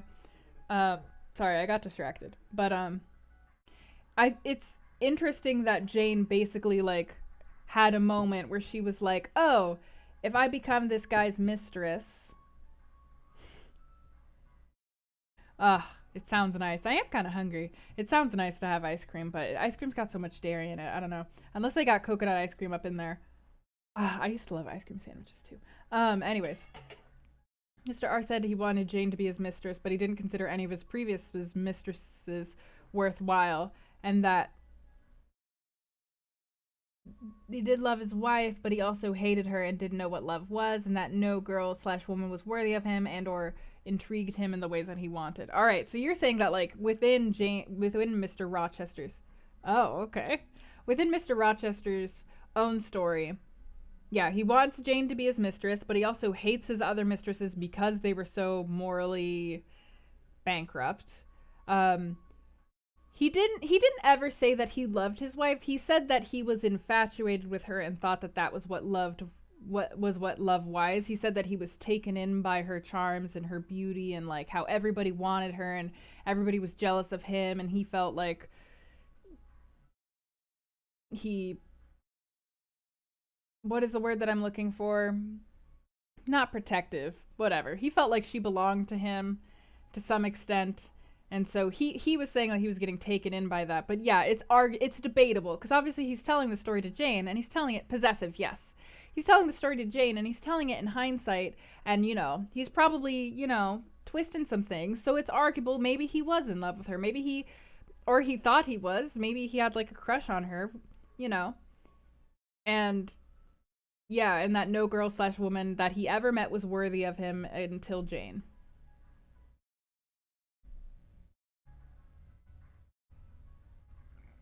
He appreciated that he admitted that he couldn't take anything from Jane by force because he wouldn't actually get it. Yeah, that's very interesting. Is that it seems that he wants her soul, and it also seems that he is extremely attracted to her moral purity. At which point, like Jane did literally think she was like, "Oh, if I became his mistress, he'd probably hate me in 2 years." Um, which again is debatable because Jane has had those kinds of thoughts about Mr. Rochester before and they were proven to be wrong. But is it debatable here? Would he actually hate her? I think he would. I think he would end up hating her because he would have corrupted her morally, and then she's not this pure, wonderful thing that he can put on this freaking pedestal about how she's gonna save him and blah blah blah, all over. So, you know, interesting, interesting. But I do think it's interesting that you guys are like you're like kind of on board for it, kind of not. Don't really know what to make of it, but most of all, you're like poor Jane. Um, this all being said, I need to use the restroom really quick, so I'll be right back. And then when I come back, we can read chapter 28 and see where the hell Jane is gonna go and what the hell she's gonna do. She is now a single woman with no family and like no money, alone in the world, and like nobody to recommend her to a new job as a governess. So who knows what the hell she's gonna do. She is a little screwed right now. Be right back.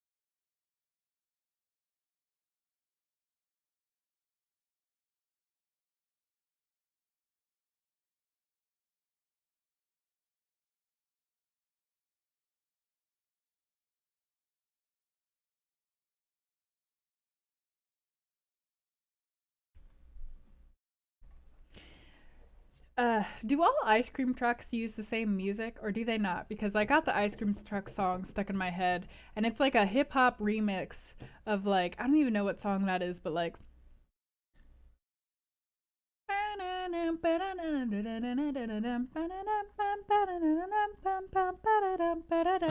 woo! Hey! Hey!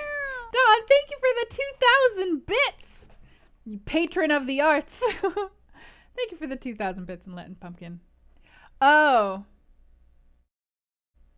Do your ears hang low? Do they wobble to the floor? Can you tie them in a knot? Can you tie them in a bow? See, all I remember is the rap version of it, which is, do your chains hang low? Do they wobble to the floor? Are they shining in the light? Is it plastic or is it gold? Hey, Obi-Wan. But yeah, we are in different countries. I know there has to be there has to be something to explain it. Who knows? That was such a long chapter too. I wonder how long this chapter is.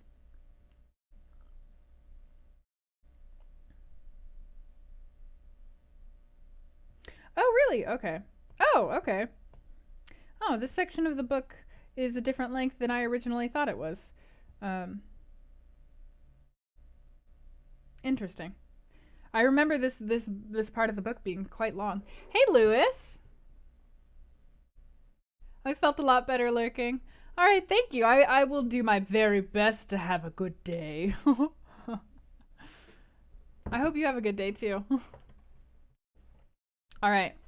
That being said. Oh wait, I'm so sorry. Shorty Boy asked me anything like an hour ago because it took me a freaking hour to read that whole chapter. I'm sorry, Shorty Boy. I usually wait until the end of the chapter that I'm reading to do. Yeah, do you throw it over your shoulders? Yeah. But I usually wait until the end of the chapter that I'm reading to respond, so I'm sorry. Shorty Boy asked, what state do I live in the USA? I live in Washington State. I live in the greater Seattle area. That's where I am, up in here. Do your chain hang low? You do your chains. That was like some song that my older sister was into back when I was a kid. Okay.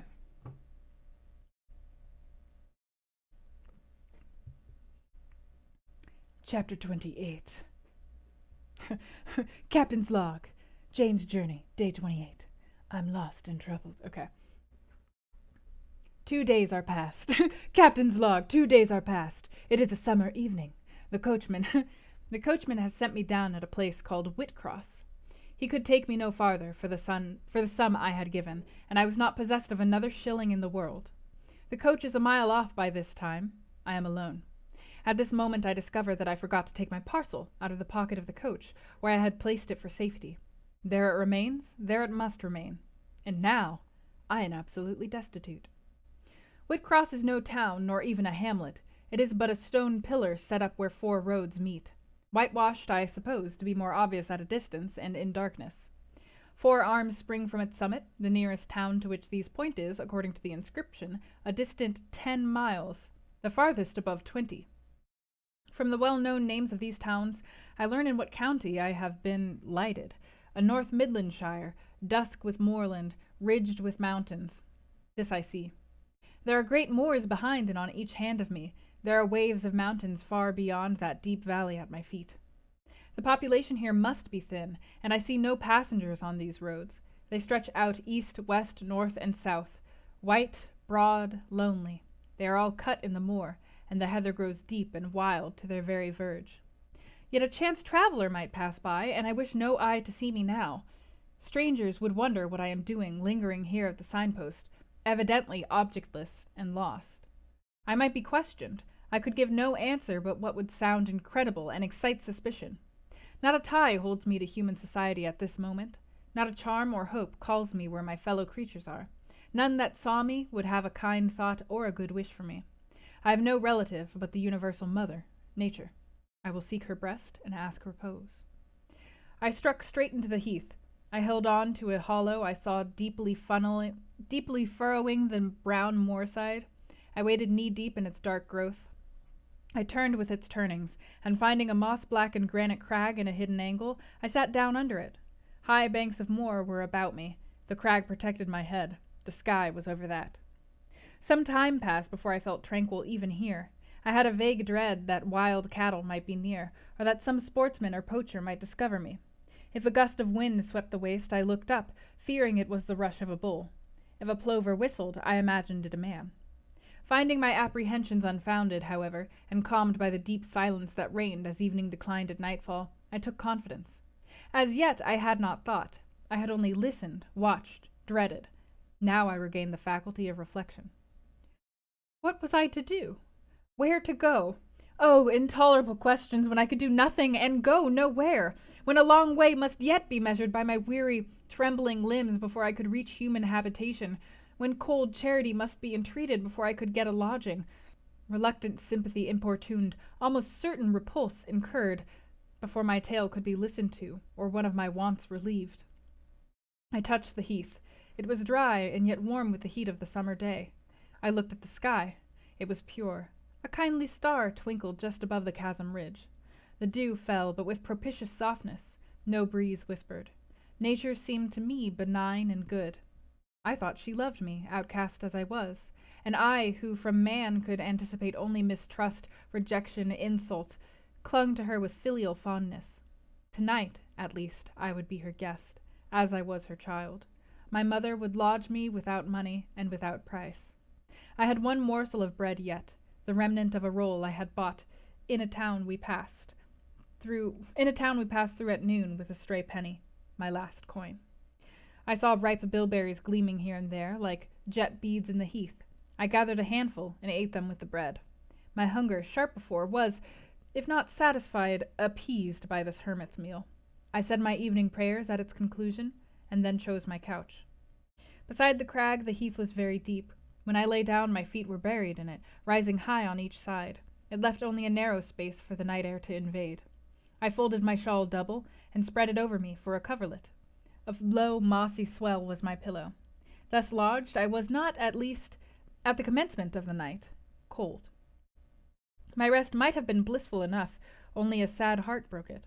It plained of its gaping wounds, its inward bleeding, its riven cords.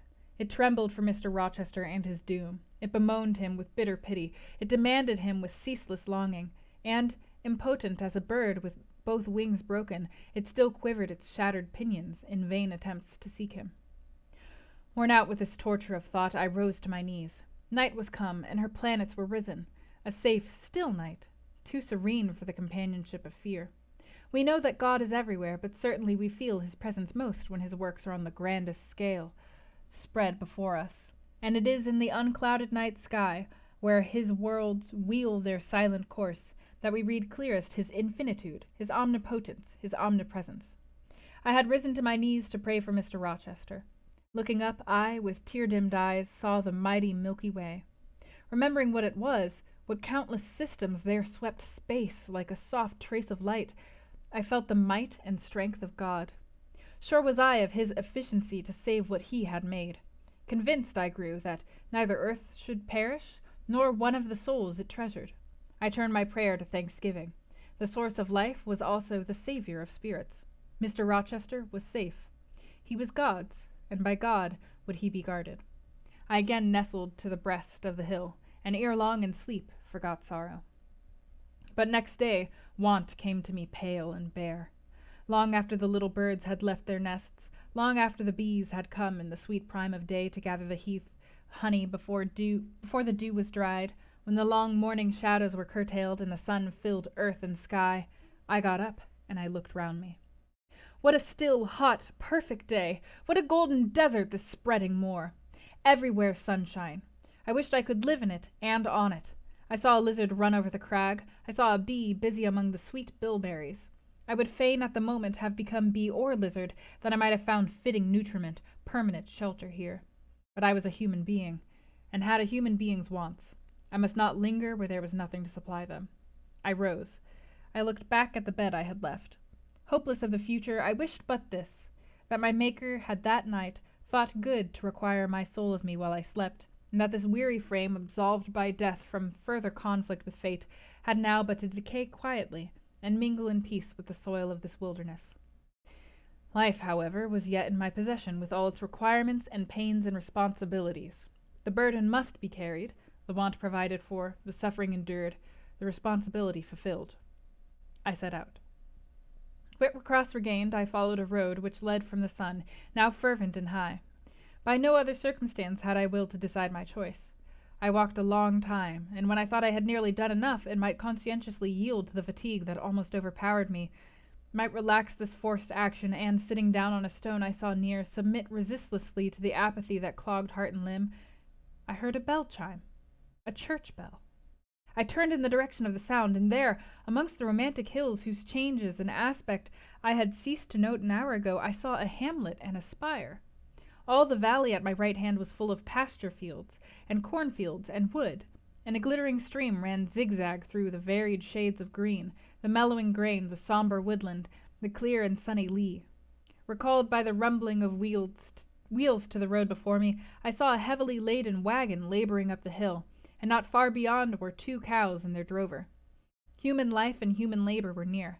I must struggle on, strive to live, and bend to toil like the rest. About 2 o'clock p.m. I entered the village. At the bottom of its one street there was a little shop with some cakes of bread in the window. I coveted a cake of bread. With that refreshment I could perhaps regain a degree of energy. Without it, it would be difficult to proceed. The wish to have some strength and some vigor returned to me as soon as I was amongst my fellow beings. I felt it would be degrading to faint with hunger on the causeway of a hamlet. Had I nothing about me I could offer in exchange for one of these rolls? I considered. I had a small silk handkerchief tied round my throat. I had my gloves. I could hardly tell how men and women in extremities of destitution proceeded. I did not know whether either of these articles would be accepted. Probably they would not, but I must try. I entered the shop. A woman was there. Seeing a respectably dressed person, a lady as she supposed, she came forward with civility. How could she serve me? I was seized with shame. My tongue would not utter the request I had prepared. I dared not offer her the half-worn gloves, the creased handkerchief. Besides, I felt it would be absurd. I only begged permission to sit down a moment, as I was tired. Disappointed in the expectation of a customer, she coolly acceded to my request. She pointed to a seat. I sank into it.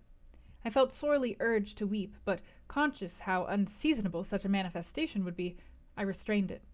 Soon I asked her if there was any dressmaker or plain workwoman in the village. Yes, 2 or 3. Quite as many as there was employment for. I reflected. I was driven to the point now. I was brought face to face with necessity. I stood in the position of one without a resource, without a friend, without a coin. I must do something. What? I must apply somewhere. Where? Did she know of any place in the neighborhood where a servant was wanted? Nay, she couldn't say. What was the chief trade in this place? What did most of the people do? Some were farm laborers. A good deal worked at Mr. Oliver's needle factory, and at the foundry. Did Mr. Oliver employ women? Nay, it was men's work. And what do the women do? I not, was the answer. Some does one thing and some another. Poor folk mun get on as they can. She seemed to be tired of my questions, and, indeed, what claim had I to importune her? A neighbor or 2 came in. My chair was evidently wanted. I took leave. I passed up the street, looking as I went at all the houses to the right hand and to the left, but I could discover no pretext nor see an inducement to enter any.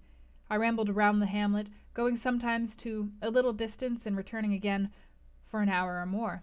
Much exhausted and suffering greatly now for want of food, I turned aside into a lane and sat down under the hedge. Ere many minutes had elapsed I was again on my feet, however, and again searching something, a resource, or at least an informant. A pretty little house stood at the top of the lane, with a garden before it, exquisitely neat and brilliantly blooming. I stopped at it. What business had I to approach the white door, or touch the glittering knocker? In what way could it possibly be the interest of the inhabitants of that dwelling to serve me? Yet as I drew near and knocked, a mild-looking, cleanly attired young woman opened the door.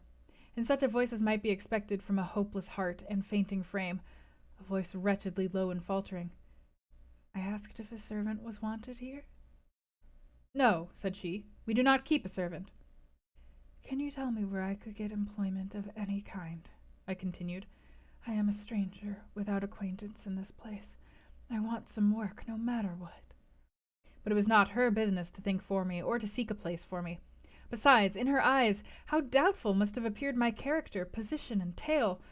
She shook her head. She was sorry she could give me no information, and the white door closed, quite gently and civilly, but it shut me out. If she had held it open a little longer, I believe I should have begged a piece of bread, for I was now brought low. I could not bear to return to the sordid village, where, besides, no prospect of aid was visible. I should have longed rather to deviate to a wood I saw not far off, which appeared in its thick shade to offer inviting shelter, but I was so sick, so weak, so gnawed with nature's cravings, instinct kept me roaming round abodes where there was a chance of food. Solitude would be no solitude, rest no rest, while the vulture, hunger, thus sank beak and talons into my side. I drew near houses, I left them, and came back again, and again I wandered away, always repelled by the consciousness of having no claim to ask, no right to expect interest in my isolated lot. Meantime the afternoon advanced, while I thus wandered about like a lost and starving dog. In crossing a field I saw the church spire before me. I hastened towards it. Near the churchyard and in the middle of a garden stood a well-built though small house, which I had no doubt was the parsonage. I remembered that strangers who arrive at a place where they have no friends and who want employment sometimes apply to the clergyman for introduction and aid. It is the clergyman's function to help, at least with advice, those who wish to help themselves. I seemed to have something like a right to seek counsel here. Renewing then my courage, I gathered my feeble remains of strength. I pushed on. I reached the house and knocked at the kitchen door. An old woman opened. I asked, "Was this the parsonage?" "Yes." "Was the clergyman in?" "No." "Would he be in soon?" "No, he was gone from home." "To a distance?" "Not so far. Happened 3 mile. He had been called away by the sudden death of his father. He was at Marsh End now, and would very likely stay there a fortnight longer." "Was there any lady of the house?" "Nay, there was naught but her, and she was housekeeper." And of her, reader, I could not bear to ask the relief for want of which I was sinking. I could not yet beg, and again I crawled away. Once more I took off my handkerchief. Once more I thought of the cakes of bread in the little shop. Oh, for but a crust! For but one mouthful to allay the pang of famine! Instinctively I turned my face again to the village. I found the shop again, and I went in. And though others were there besides the woman, I ventured to request, "Would she give me a roll for this handkerchief?" She looked at me with evident suspicion. "Nay, she never sold stuff in that way." Almost desperate, I asked for half a cake. She again refused. How could she tell where I had got the handkerchief?" she said. "Would she take my gloves?" "No! What could she do with them?" Reader, it is not pleasant to dwell on these details.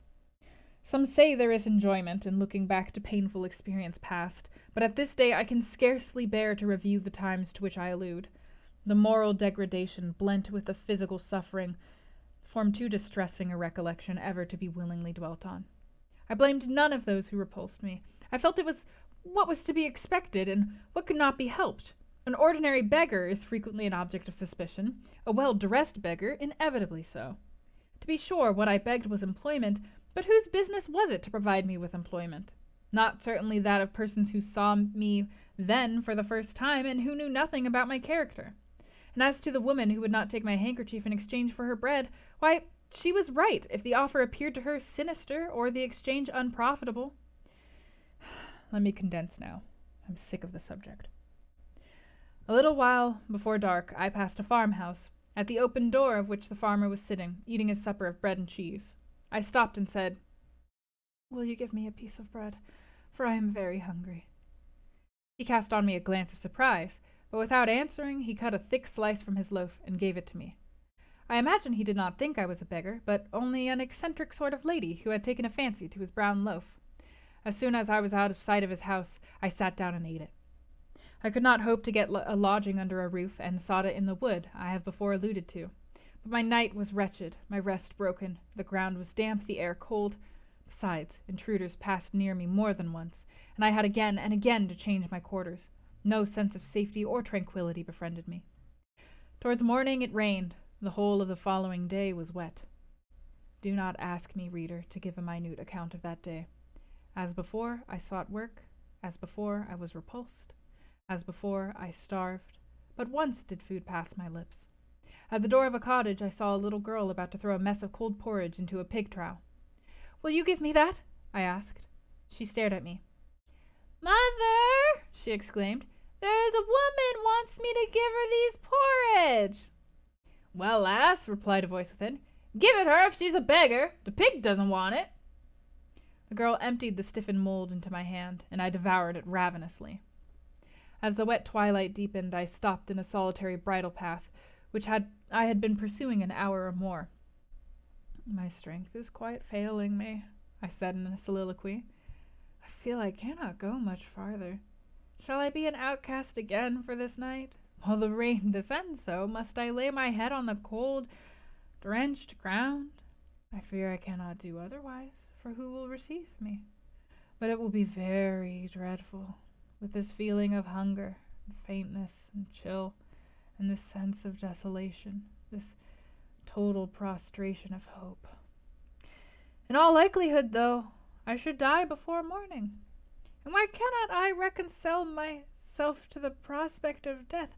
Why do I struggle to retain a valueless life? Because I know or believe Mr. Rochester is living, and then to die of want and cold is a fate to which nature cannot submit passively.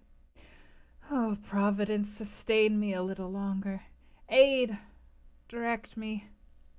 My glazed eye wandered over the dim and misty landscape. I saw I had strayed far from the village. It was quite out of sight. The very cultivation surrounding it had disappeared. I had by crossways and bypaths once more drawn near the tract of moorland, and now only a few fields almost as wild and unproductive as the heath from which they were scarcely reclaimed lay between me and the dusky hill. Well, I would rather die yonder than in a street or on a frequented road, I reflected, and far better that crows and ravens, if any ravens there be in these regions, should pick my flesh from my bones than that they should be prisoned in a workhouse coffin and moulder in a pauper's grave. To the hill then I returned. I reached it. It remained now only to find a hollow where I could lie down and feel at least hidden, if not secure. But all the surface of the waste looked level. It showed no variation but of tint, green where rush and moss overgrew the marshes, black where the dry soil bore only heath. Dark as it was getting, I could still see these changes, though but as mere alterations of light and shade, for color had faded with the daylight. My eye still roved over the sullen swell and along the moor edge, vanishing amidst the wildest scenery, when at one dim point, far among the marshes and ridges, a light sprang up. "That is an ignis fatuus," was my first thought, and I expected it would soon vanish. It burnt on, however, quite steadily, neither receding nor advancing. "Is it, then, a bonfire just kindled?" I questioned. I watched to see whether it would spread, but no, as it did not diminish, so it did not enlarge. It may be a candle in a house, I then conjectured, but if so, I could never reach it. It is much too far away, and were it within a yard of me, what would it avail? I should but knock at the door to have it shut in my face. And I sank down where I stood and hid my face against the ground. I lay still a while. The night wind swept over the hill and over me, and died moaning in the distance. The rain fell fast, wetting me afresh to the skin. Could I but have stiffened to the still frost, the friendly numbness of death, it might have pelted on. I should not have felt it, but my yet living flesh shuddered at its chilling influence. I rose ere long. The light was yet there, shining dim but constant through the rain. I tried to walk again. I dragged my exhausted limbs slowly towards it. It led me aslant over the hill, through a wide bog which would have been impassable in winter, and was splashy and shaking even now, in the height of summer. Here I fell twice, but as often I rose and rallied my faculties. This light was my forlorn hope. I must gain it. Having crossed the marsh, I saw a trace of white over the moor. I approached it. It was a road or a track. It led straight up to the light, which was now beamed from a sort of knoll, amidst a clump of trees, firs apparently, from what I could distinguish of the character of their forms and foliage through the gloom. My star vanished as I drew near. Some obstacle had intervened between me and it. I put out my hand to feel the dark mask before me. I discriminated the rough stones of a low wall. Above it, something like palisades, and within, a high and prickly hedge. I groped on. Again a whitish object gleamed before me. It was a gate, a wicket. It moved on its hinges as I touched it. On each side stood a sable bush holly or yew. Entering the gate and passing the shrubs, the silhouette of a house rose to view, black, low, and rather long, but the guiding light shone nowhere. All was obscurity. Were the inmates retired to rest?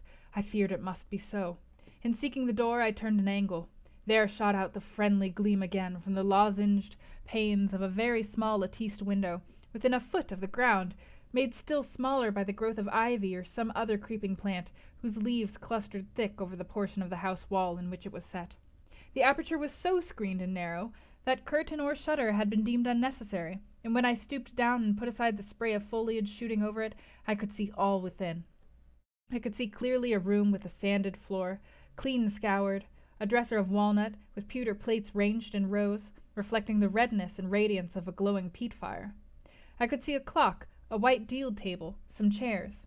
The candle, whose ray had been my beacon, burnt on the table, and by its light an elderly woman, somewhat rough-looking but scrupulously clean, like all about her, was knitting a stocking. I noticed these objects cursorily only. In them there was nothing extraordinary. A group of more interest appeared near the hearth, sitting still amidst the rosy peace and warmth suffusing it. 2 young, graceful women, ladies in every point, sat, one in a low rocking chair, the other on a lower stool. Both wore deep mourning of crepe and bombazine, which sombre garb singularly set off very fair necks and faces. A large old pointer dog rested its massive head on the knee of one girl. In the lap of the other was a black cat. A strange place was this humble kitchen for such occupants. Who were they? They could not be the daughters of the elderly person at the table, for she looked like a rustic, and they were all delicacy and cultivation. I had nowhere seen such faces as theirs, and yet, as I gazed on them, I seemed intimate with every lineament. I cannot call them handsome. They were too pale and grave for the word. As they each bent over a book, they looked thoughtful, almost to severity. A stand between them supported a second candle and 2 great volumes, to which they frequently referred, comparing them, seemingly, with the smaller books they held in their hands, like people consulting a dictionary to aid them in the task of translation. This scene was as silent as if all figures had been shadows, and the firelit apartment a picture. So hushed was it, I could hear the cinders fall from the grate, the clock tick in its obscure corner, and I even fancied I could distinguish the click-click of the woman's knitting needles. When, therefore, a voice broke the strange stillness at last, it was audible enough to me. "Listen, Diana," said one of the absorbed students. "Franz and old Daniel are together in the night-time, and Franz is telling a dream from which he has awakened in terror. Listen!" And in a low voice she read something, of which not one word was intelligible to me, for it was in an unknown tongue, neither French nor Latin. Whether it were Greek or German I could not tell. "That is strong," she said when she had finished it. "I relish it." The other girl, who had lifted her head to listen to her sister, repeated, while she gazed at the fire, a line of what had been read. At a later day I knew the language and the book, therefore I will here quote the line, though when I first heard it, it was only like a stroke on sounding brass to me, conveying no meaning. "Da trat hervor einer, anzusehen wie die Sternennacht."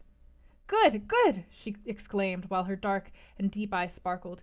"There you have a dim and mighty archangel fitly set before you. The line is worth 100 pages of Faustian. Ich wege die Gedanken in der Schale meines Zornes und die Werke mit dem Gewichte meines Grimms." I like it! Both were again silent. Hang on, I'm gonna see.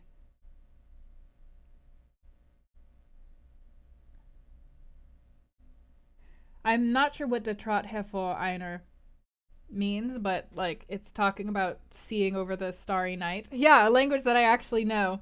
And then they say, a lot of these words I don't know. I think it's saying something about like I believe in my thoughts. I don't know what a Shala is or a Zorn is. And the work with the stories of the Brothers Grimm. So I think they might be translating something about the Brothers Grimm, and maybe not the Brothers Grimm. Maybe it's just the Grimms, which are like, Grimms are a fantasy creature that is usually like a dark creature, like either a dark dog or like the silhouette of death coming, or the portent of death. But I guess we shall find out. I didn't think about it, but I only know modern German. I don't know German from 200 years ago. Is there any country where they talk it that way? Asked the old woman, looking up from her knitting. Yes, Hannah, a far larger country than England, where they talk in no other way. Well, for sure case, I knowed how they can understand to one t'other. And if either of ye went there, you could tell what they said, I guess. We could probably tell something of what they said, but not all, for we are not as clever as you think us, Hannah. We don't speak German, and we cannot read it without a dictionary to help us. Mood. And what good does it do you? We mean to teach it sometime, or at least the elements, as they say, and then we shall get more money than we do now. Very like. But give over studying. You've done enough for tonight. I think we have. At least I'm tired. Mary, are you? Mortally. After all, it's tough work fagging away at a language with no master but a lexicon. It is, especially such a language as this crabbed but glorious Deutsch. I wonder when St. John will come home. Surely he will not be long now. It is just 10. Looking at a little gold watch she drew from her girdle. It rains fast, Hannah.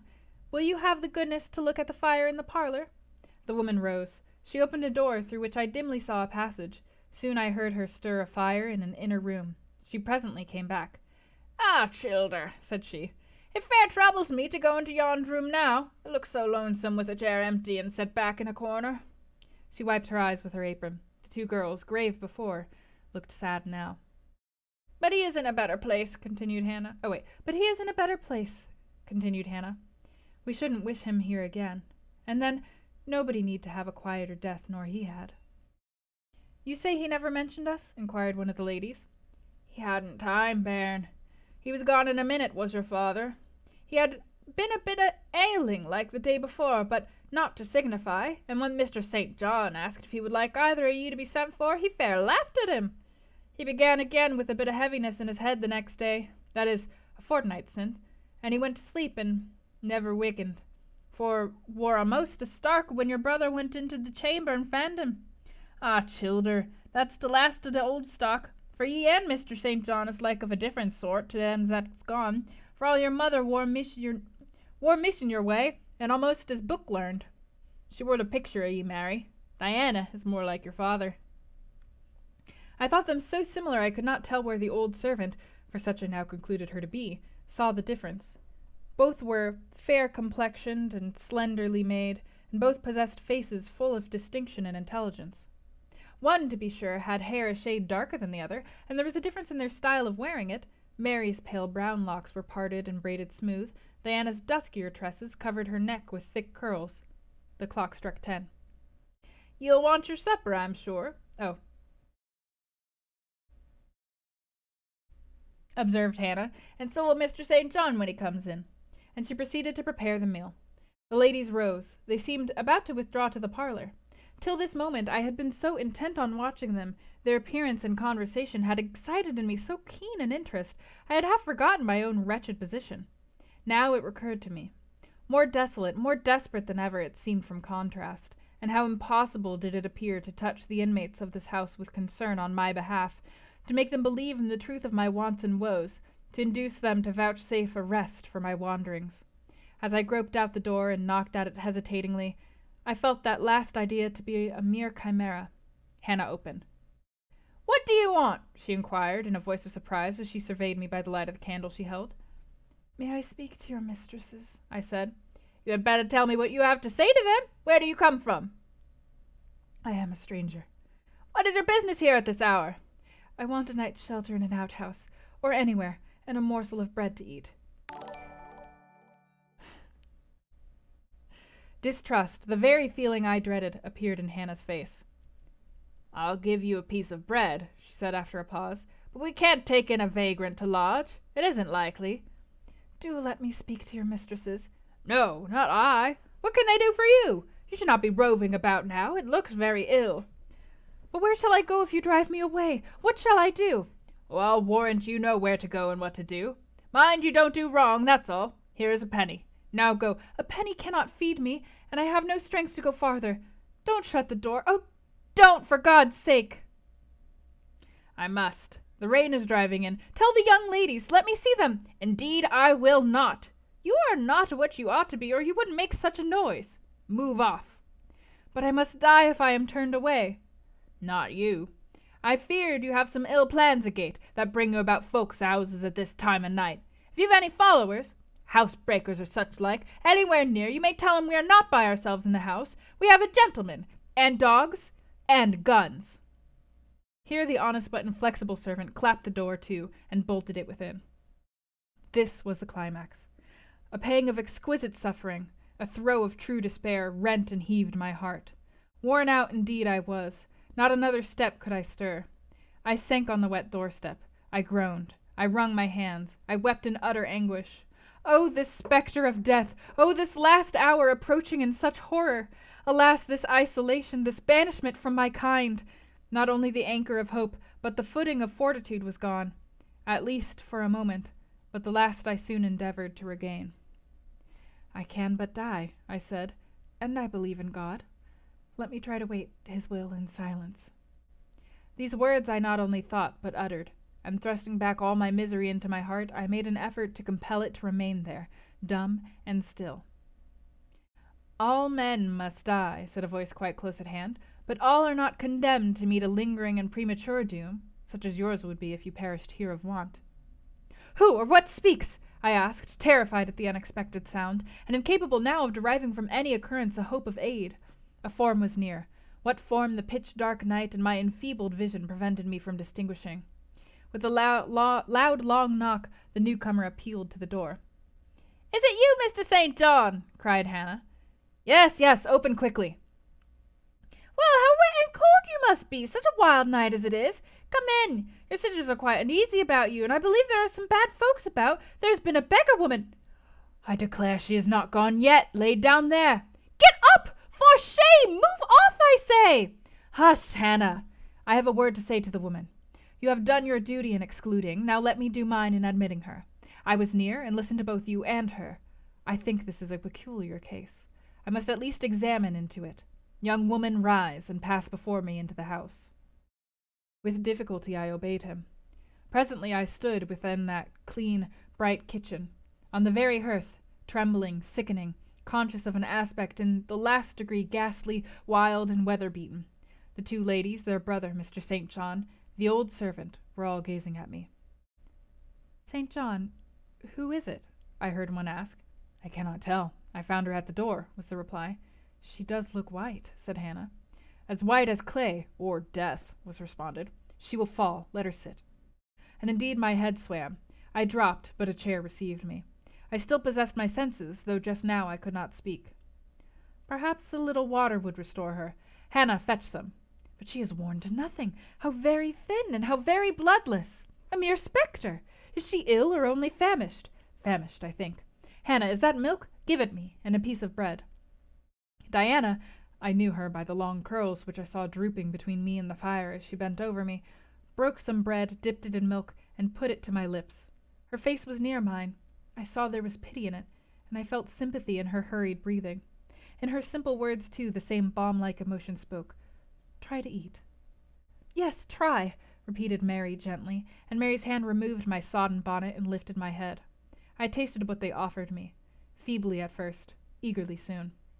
Not too much at first. Restrain her," said the brother. "She has had enough."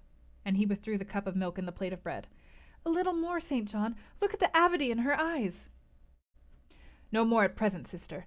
Try if she can speak now. Ask her her name." I felt I could speak, and I answered, "My name is Jane Elliot." Anxious as ever to avoid discovery, I had before resolved to assume an alias.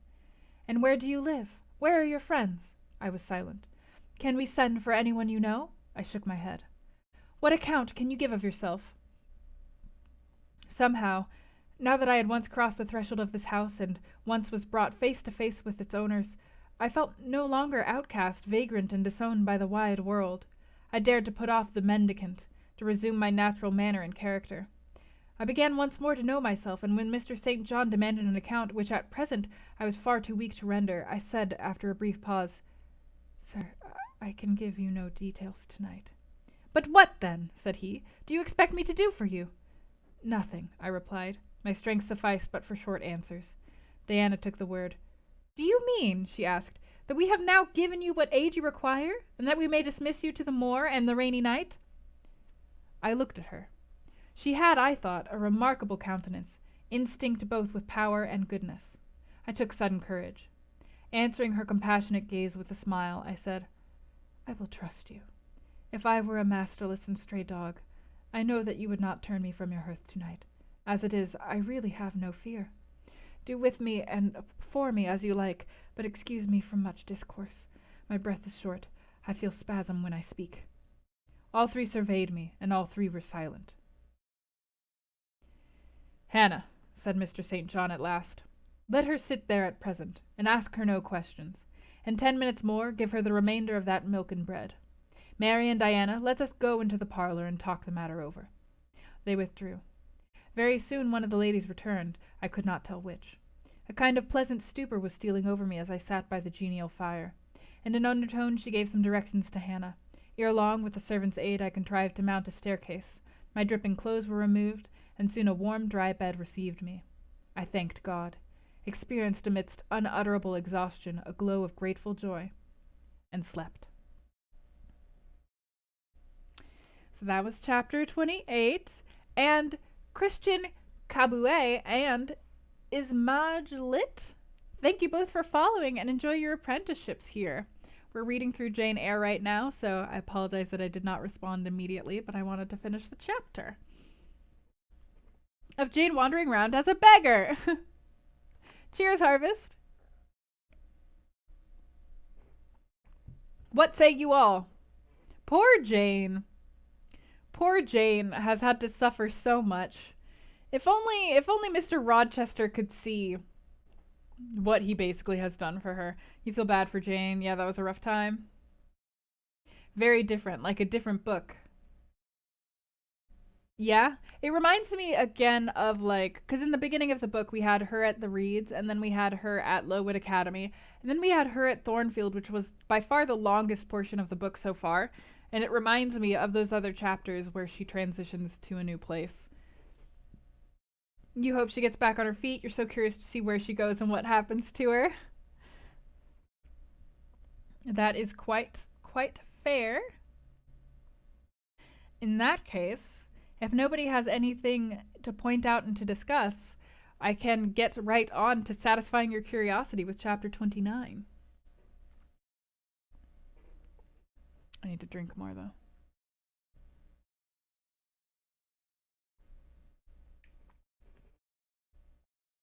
Goodness.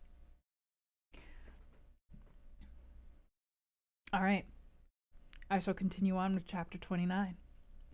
Let's see what happens to poor Jane. The recollection of about 3 days and nights succeeding this is very dim in my mind. I can recall some sensations felt in that interval, but few thoughts framed and no actions performed. I knew I was in a small room and in a narrow bed. That makes a lot of sense, FTC. In that case, yes, it does definitely seem like a totally different book. It is more in vain to the earlier chapters that happened in the beginning of the book, but yeah, from that context, it's super different. Oh, that's so fascinating. You guys missed the beginning. Wow, yeah, this is a very interesting then experience for you guys. I'm sorry, I'll go back to it. I can recall some sensations felt in that interval, but few thoughts framed, and no actions performed. I knew I was in a small room and in a narrow bed. To that bed I seemed to have grown. I lay on it motionless as a stone, and to have torn me from it would have been almost to kill me. I took no note of the lapse of time, of the change from morning to noon, from noon to evening. I observed when anyone entered or left the apartment. I could even tell who they were. I could understand what was said when the speaker stood near to me, but I could not answer. To open my lips or move my limbs was equally impossible. Hannah, the servant, was my most frequent visitor. Her coming disturbed me. I had a feeling that she wished me away, that she did not understand me or my circumstances, that she was prejudiced against me. Diana and Mary appeared in the chamber once or twice a day. They would whisper sentences of this sort at my bedside. "It is very well we took her in. Yes, she would certainly have been found dead at the door in the morning had she been left out all night. I wonder what she has gone through. Strange hardships, I imagine. Poor, emaciated, pallid wanderer. She's not an uneducated person, I should think, by her manner of speaking. Her accent was quite pure, and the clothes she took off, though splashed and wet, were little worn and fine. She has a peculiar face, fleshless and haggard as it is. I rather like it, and when in good health and animated, I can fancy her physiognomy would be agreeable. Never once in their dialogues did I hear a syllable of regret at the hospitality they had extended to me, or of suspicion of or aversion to myself. I was comforted. Mr. St. John came but once. He looked at me and said my state of lethargy was the result of reaction from excessive and protracted fatigue. He pronounced it needless to send for a doctor. Nature, he was sure, would manage best, left to herself. He said every nerve had been overstrained in some way, and the whole system was sleep torpid a while. There was no disease. He imagined my recovery would be rapid enough when once commenced.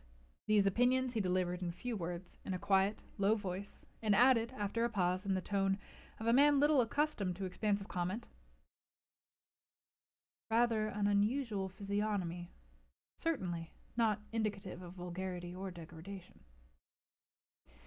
"Far otherwise," responded Diana. "To speak truth, St. John, my heart rather warms to the poor little soul. I wish we may be able to benefit her permanently." "That is hardly likely," was the reply. "You will find she is some young lady who has had a misunderstanding with her friends and has probably injudiciously left them. We may, perhaps, succeed in restoring her to them if she is not obstinate, but I trace lines of force in her face which make me skeptical of her tractability." He stood considering me some minutes, then added, "She looks sensible, but not at all handsome." "She is so ill, St. John.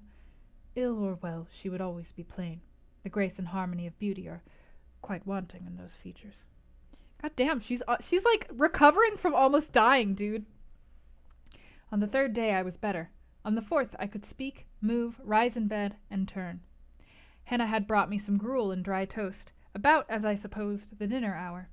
I had eaten with relish. The food was good, void of the feverish flavor which had hitherto poisoned what I had swallowed. When she left me I felt comparatively strong and revived. Ere long, satiety of repose and desire for action stirred me. I wished to rise, but what could I put on? Only my damp and bemired apparel, in which I had slept on the ground and fallen in the marsh. I felt ashamed to appear before my benefactors so clad.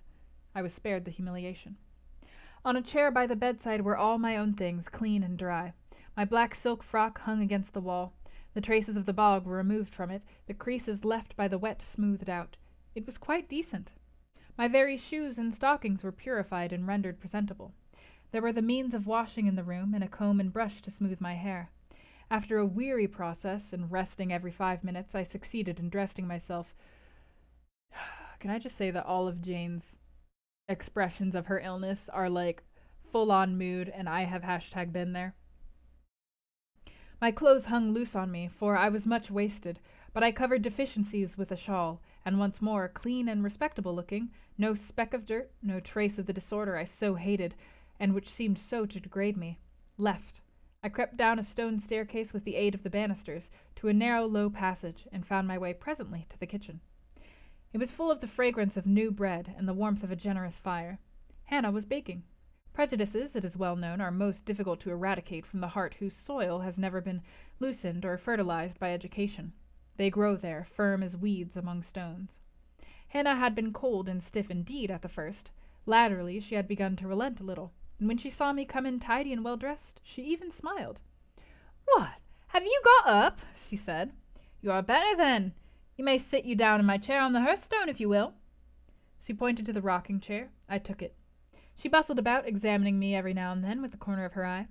Turning to me as she took some loaves from the oven, she asked bluntly, "Did you ever go a-begging afore you came here?" I was indignant for a moment, but remembering that anger was out of the question, and that I had indeed appeared as a beggar to her, I answered quietly, but still not without a certain marked firmness, "You are mistaken in supposing me a beggar.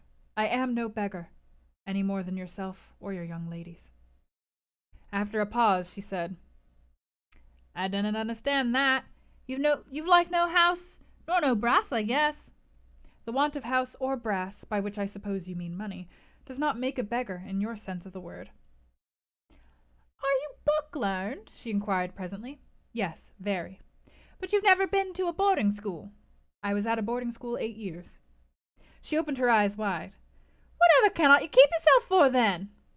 I have kept myself, and, I trust, I shall keep myself again. What are you going to do with these gooseberries? I inquired as she brought out a basket of the fruit. Make 'em into pies. Give them to me, and I'll pick them. Nay, I do not want you to do naught. But I must do something. Let me have them. She consented, and she even brought me a clean towel to spread over my dress, lest, as she said, I should mucky it.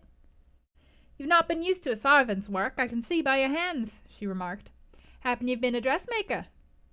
No, you are wrong. And now never mind what I have been. Don't trouble your head further about me, but tell me the names of the house where we are. Some calls it Marsh End, and some calls it Moor House. And the gentleman who lives here is called Mr. St. John? Nay, he doesn't live here, he's only staying a while. When he is at home, he is in his own parish of Morton, that village a few miles off. Aye. And what is he? He is a parson. I remembered the answer of the old housekeeper at the parsonage when I had asked to see the clergyman. This, then, was his father's residence? Aye, old Mr. Rivers lived here, and his father, and the grandfather, and great-grandfather before him. The name, then, of that gentleman is Mr. St. John Rivers? Aye, St. John is like his Christendom name. And his sisters are called Diana and Mary Rivers? Yes. Their father is dead? Dead 3 weeks sin' of a stroke. They have no mother? The mistress has been dead this mony a year.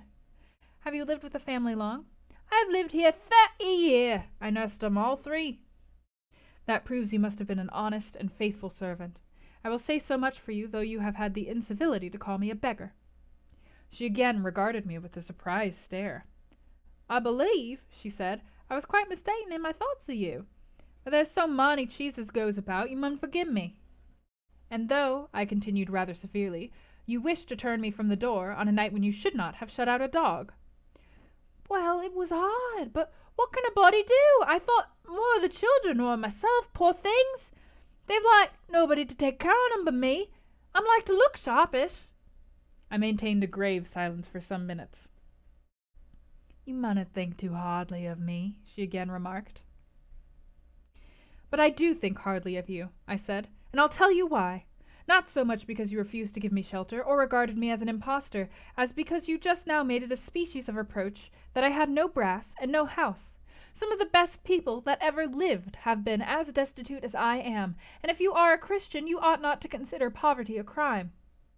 No more I ought, said she. Mr. St. John tells me so too, and I see I will rang. But I've clear a different notion on you now to what I had. You look a right down dacent little crater. That will do. I forgive you now. Shake hands. She put her flory and horny hand into mine. Another and heartier smile illumined her rough face, and from that moment we were friends. Hannah was evidently fond of talking. While I picked the fruit and she made the paste for the pies, she proceeded to give me sundry details about her deceased master and mistress, and the childer, as she called the young people. Old Mr. Rivers, she said, was a plain man enough, but a gentleman, and of as ancient a family as could be found. Marsh End had belonged to the Rivers ever since it was a house, and it was, she affirmed, about 200 year old for all it looked like but a small, humble place, not to compare with Mr. Oliver's grand hall down in Morton Vale. But she could remember Bill Oliver's father, a journeyman needle-maker, and the Rivers were gentry in the old days of the Henrys, as anybody might see by looking into the registers in Morton Church vestry. Still, she allowed, the old master was like other folk, not much out of the common way, stark mad of shooting, and farming, and such like. The mistress was different. She was a great reader, and studied a deal, and the bands had taken after her. There was nothing like them in these parts, nor ever had been. They had liked learning, all 3, almost from the time they could speak, and they had always been of a mak of their own. Mr. St. John, when he grew up, would go to college and be a parson, and the girls, as soon as they left school, would seek places as governesses, for they had told her their father had some years ago lost a great deal of money by a man he had trusted turning bankrupt, and as he was now not rich enough to give them fortunes, they must provide for themselves. They had lived very little at home for a long while, and were only come now to stay a few weeks on account of their father's death, but they did so like Marsh End and Morton, and all these moors and hills about. They had been in London and many other grand towns, but they always said there was no place like home. And then they were so agreeable with each other. Never fell out, nor thraped. She did not know where there was such a family for being united. Having finished my task of gooseberry picking, I asked where the two ladies and their brother were now. Gone over to Morton for a walk, but they'll be back in half an hour to tea. They returned within the time Hannah had allotted them. They entered by the kitchen door. Mr. St. John, when he saw me, merely bowed and passed through. The two ladies stopped. Mary, in a few words, kindly and calmly expressed the pleasure she felt in seeing me well enough to be able to come down. Diana took my hand. She shook her head at me. You should have waited for my leave to descend, she said. You still look very pale and so thin. Poor child. Poor girl. Diana had a voice toned to my ear like the cooing of a dove. She possessed eyes whose gaze I delighted to encounter. Her whole face seemed to me full of charm.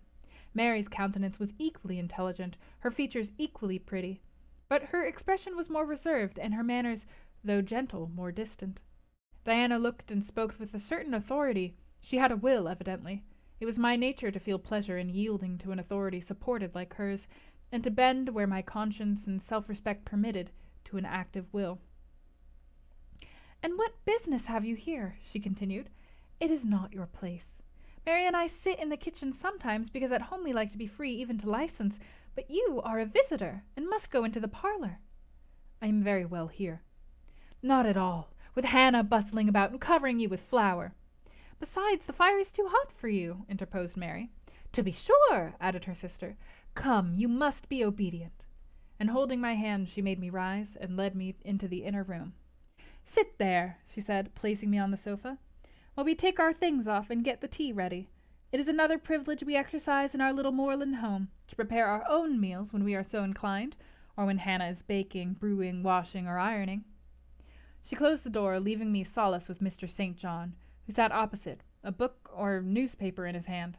I examined first the parlor, and then its occupant. The parlor was rather a small room, very plainly furnished, yet comfortable, because clean and neat. The old-fashioned chairs were very bright, and the walnut wood table was like a looking-glass. A few strange antique portraits of the men and women of other days decorated the stained walls. A cupboard with glass doors contained some books and an ancient set of china. There was no superfluous ornament in the room, not one modern piece of furniture save a brace of work-boxes and a lady's desk in rosewood, which stood on a side table. Everything, including the carpet and curtains, looked at once well-worn and well-saved. Mr. St. John, sitting as still as one of the dusty pictures on the walls, keeping his eyes fixed on the page he perused, and his lips mutely sealed, was easy enough to examine. Had he been a statue instead of a man, he could not have been easier. He was young, perhaps from 28 to 30. Tall, slender, his face riveted the eye. It was like a Greek face, very pure in outline, quite a straight classic nose, quite an Athenian mouth and chin. It is seldom indeed an English face comes so near the antique models as did his. He might well be a little shocked at the irregularity of my lineaments, his own being so harmonious. His eyes were large and blue, with brown lashes. His high forehead, colorless as ivory, was partially streaked over by careless locks of fair hair. This is a gentle delineation, is it not, reader?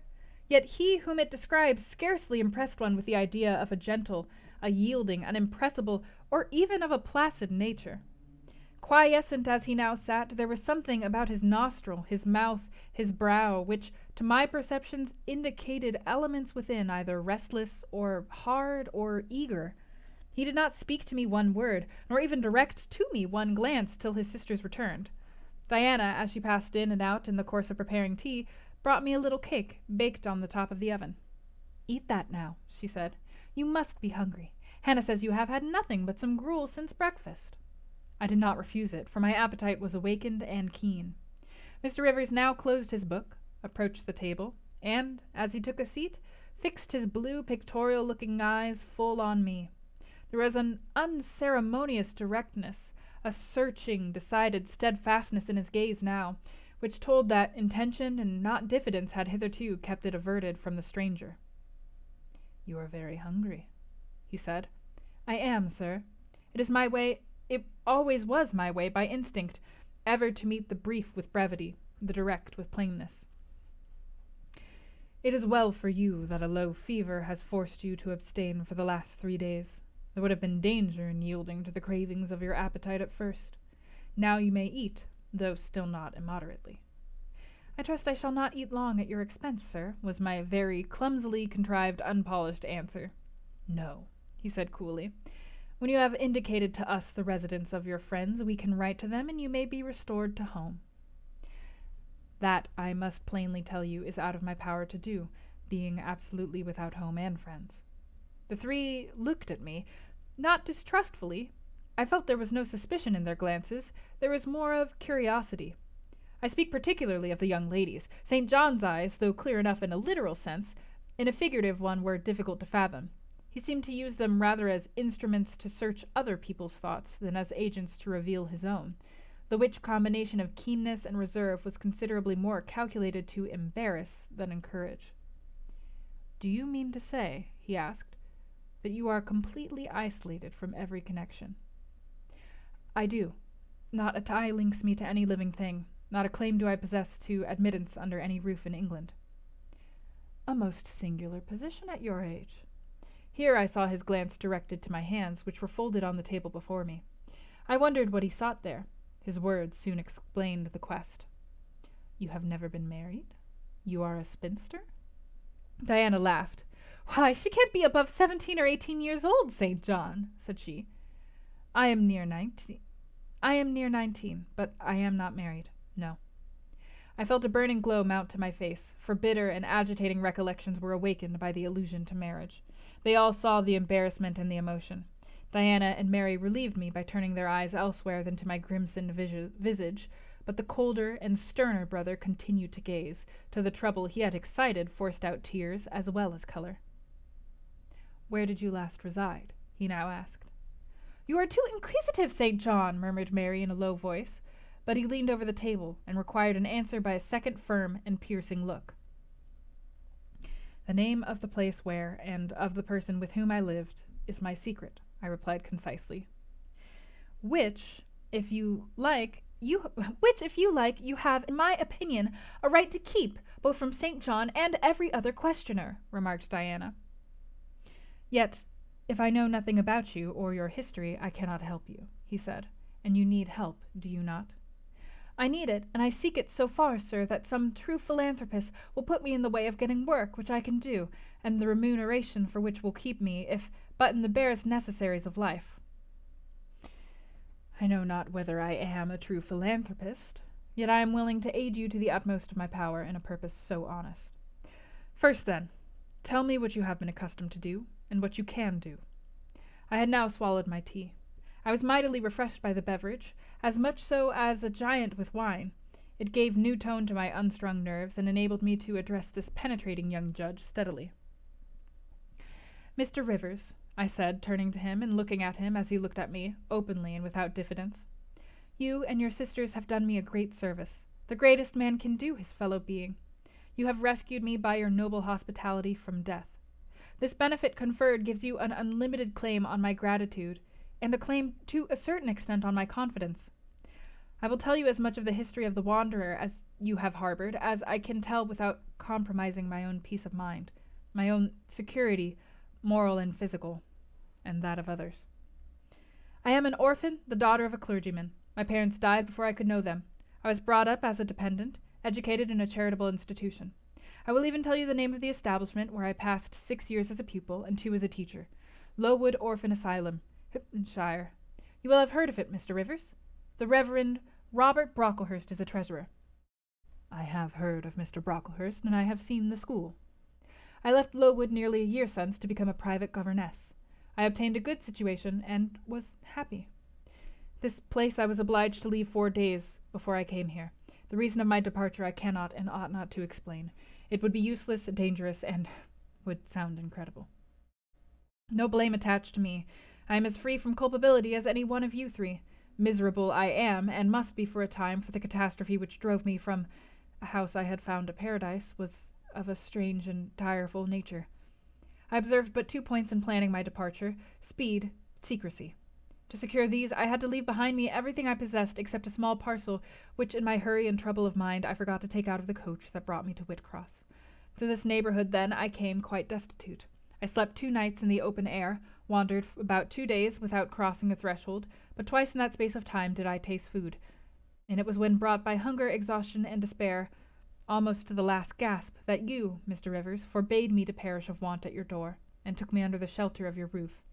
I know all your sisters have done for me since, for I have not been insensible during my seeming torpor, and I owe to their spontaneous, genuine, genial compassion as large a debt as to your evangelical charity.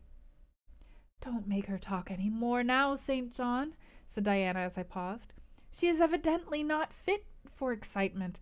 Come to the sofa and sit down, Miss Elliot. I gave an involuntary half-start at hearing the alias. I had forgotten my new name. Mr. Rivers, whom nothing seemed to escape, noticed it at once. You said your name was Jane Elliot, he observed. I did say so, and it is the name by which I think it expedient to be called at present, but it is not my real name, and when I hear it, it sounds strange to me. Your real name you will not give? No. I fear discovery above all things, and whatever disclosure would lead to it, I avoid. You are quite right, I am sure, said Diana. Now do, brother, let her be at peace awhile. But when St. John had mused a few moments, he recommenced as imperturbably and with as much acumen as ever. You would not like to be long dependent on our hospitality. You would wish, I see, to dispense as soon as may be with my sisters' compassion, and above all with my charity. I am quite sensible of the distinction drawn, nor do I resent it. It is just. You desire to be independent of us? I do. I have already said so. Show me how to work or how to seek work. That is all I now ask. Then let me go, if it be but to the meanest cottage, but till then allow me to stay here. I dread another essay of the horrors of homeless destitution. Indeed you shall stay here, said Diana, putting her white hand on my head. You shall, repeated Mary, in the tone of undemonstrative sincerity which seemed natural to her. My sisters, you see, have a pleasure in keeping you, said Mr. St. John, as they would have a pleasure in keeping and cherishing a half-frozen bird some wintry wind might have driven through their casement. I feel more inclined to put you in the way of keeping yourself, and shall endeavor to do so. But observe, my sphere is narrow. I am but the incumbent of a poor country parish. My aid must be of the humblest sort. And if you are inclined to despise the day of small things, seek some more efficient succor than such as I can offer. She has already said that she is willing to do anything honest she can do, answered Diana for me. And you know, St. John, she has no choice of helpers. She is forced to put up with such crusty people as you. I will be a dressmaker, I will be a plain workwoman, I will be a servant, a nurse-girl, if I can be no better, I answered. Right, said Mr. St. John quite coolly. If such is your spirit, I promise to aid you, in my own time and way. He now resumed the book with which he had been occupied before tea. I soon withdrew, for I had talked as much and sat up as long as my present strength would permit. And that is the end of chapter 29. Such a strange cast of characters we have found ourselves amongst here. A strange cast of characters indeed.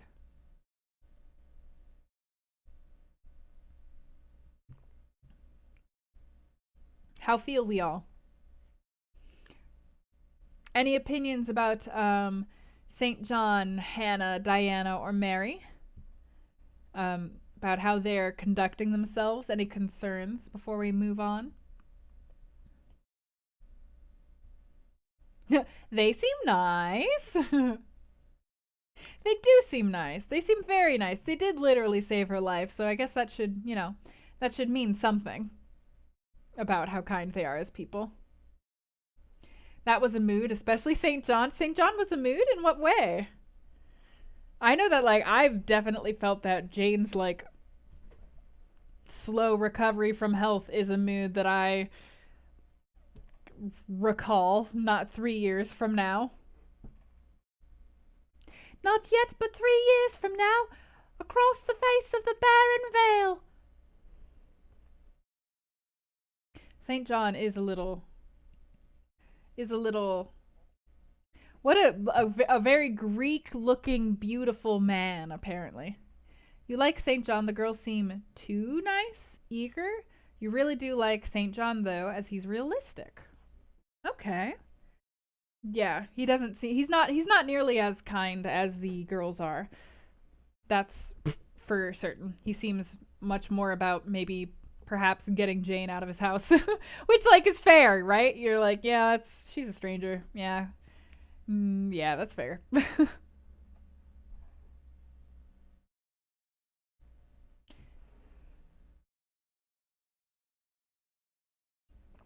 Kind people do exist too.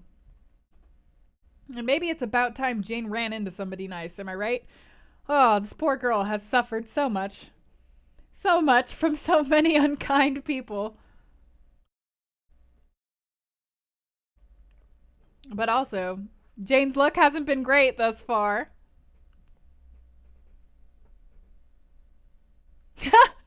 These ladies are so pretty. Jane's as plain as a plank.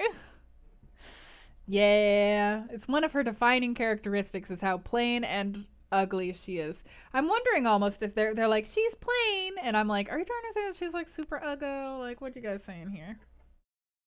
Seems kind of mean.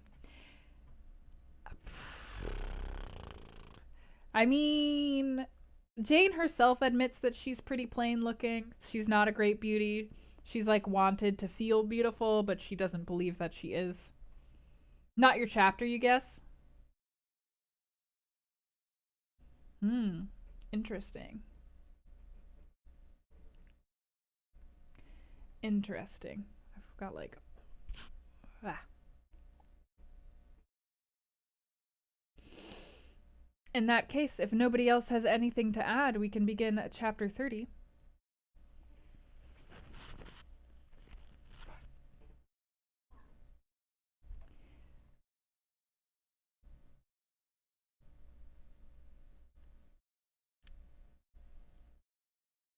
You can say you're overweight because it's still true. Still hurt a bit when your nan saw you for the first time in ages and her opening words were, "Oh, that's so I'm sorry."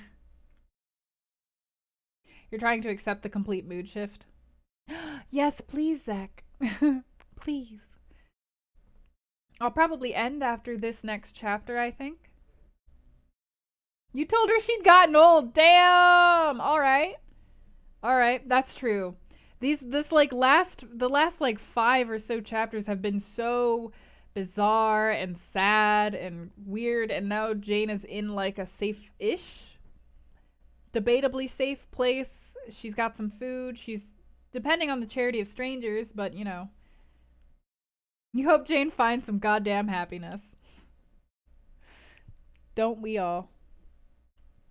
Don't we all? Harvest, you make a good point. Jane does, it has like earlier in the book, because people have called her plain before, and she does always say, like, I know I'm plain, but that doesn't mean that I like to hear people tell me that I'm plain. But she also doesn't hold it against people for, like, objectively calling it as it is. So, I don't know how common it was at the time to comment upon somebody else's body when you first meet them. I do know that, especially in the era that this was written, the Regency period, this was when people would determine your character partially by like the shape of your skull and the shape of your face. So I think that that might be a strong part of it. Like St. John was like investigating her face and he was like, "Oh, you see these lines in her face, she's stubborn actually and all this stuff."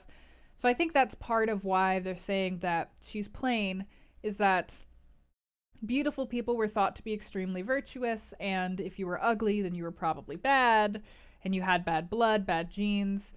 But also, like, she's plain, but she's not, she doesn't have anything in her physiognomy that indicates she'd be a bad person. Which, to be fair, I just want to make it clear, just because there's some people out there who think that it's not, it has been debunked. It's not real, it's fake. Your face can't tell people what kind of personality you have. I know I don't need to say that to any of you, but just for posterity's sake, for when this archive goes up on YouTube.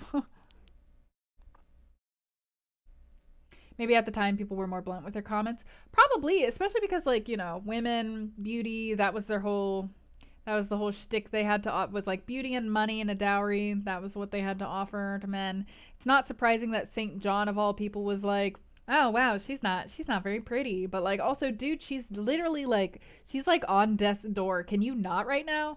I guess he also thought she couldn't hear him, probably, so take that for what it's worth. He assumed she was in a stupor and couldn't hear him. Relatable, and also you realize is not what you should do. To be fair, I'm not sure how much Jane has boxed away her emotions. Uh, I'm not sure how much it's that Jane has boxed away her emotions, as it is that, like, she was nearly about to die, and, like, when you're about to die, you, like, emotional turmoil and stuff that you're going through kind of gets put off to a different part of your brain, and you are focusing on, like, I gotta live, and, like, feeling good about that kind of thing. It's a noted thing that happens to people is that if they've been through a lot of trauma and then for some reason because of that trauma, if it's like a natural disaster or something, they're having to do a lot to keep themselves alive, and they're not really given a lot of time to stay safe and process what happened. Dance. That's part of why. Hey, hello, Pablo raid. Hi Pablo, thank you so much for the raid. That off the top crew. Welcome in, everybody. Today we are doing a book club. I love those JR emotes. Derpa, thank you for following. Enjoy your apprenticeship here. Arrow Squad. Today we are reading Jane Eyre. We are doing a book club and reading the classic novel Jane Eyre. But since you are new, you should probably know I'm a variety streamer. I do book club on Sundays, and then on Tuesdays and Thursdays I stream lots of like chill games, and I'm a narrative designer for games, so I stream story-based games too, like adventure games, Nancy Drew visual novels, and I do chill games like Harvest Moon, Stardew Valley, Zelda, Animal Crossing, House Flipper, simulation games, those kinds of things. So if any of that sounds interesting to you, even if you're not interested in Jane Eyre today, please feel free to follow and join. How refined. You're a Bronte bro? Really? Jane Eyre is one of my favorite novels, although I don't like Wuthering Heights. I have to admit, I'm not a big fan of Wuthering Heights.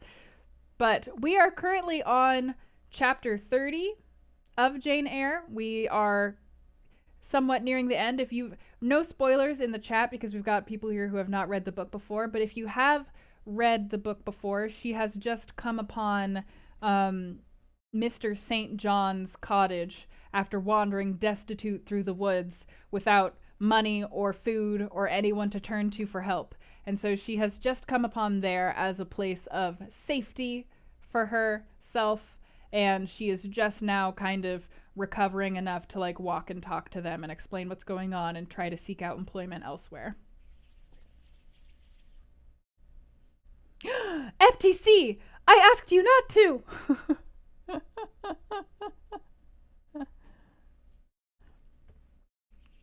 But yes, since we are since we are doing this, oh my god, Harvest, no. Since we're doing this, exclamation point PDF if you want to follow along in the PDF, but we are about to begin in on chapter 30. So this will probably be the last chapter that I read today, I assume. Let me actually check chapter 31. Oh, chapter 31 is pretty short. And chapter 32 is longer. So either this one or the next chapter will be the last one. My accents are amazing. I'm glad that you like them. I know that they're not like good official accents.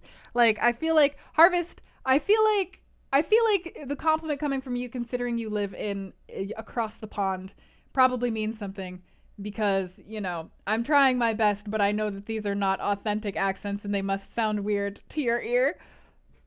You won't believe it, lightning struck a tree. They're not accurate and you love them. I know they're not accurate. They're super not accurate, but they're fun. Don't they help build the character a little bit? I don't know how to Cockney. I don't know how to do English accents. Y'all's accents confuse me. Do Cockney accent. I know that that's wrong. Don't look at me. Don't look at me. I'm filled with shame. I'm filled with shame. Anyways, with that being said, I'm just gonna just swoop on into chapter 31. Oh wait, chapter 30, I mean.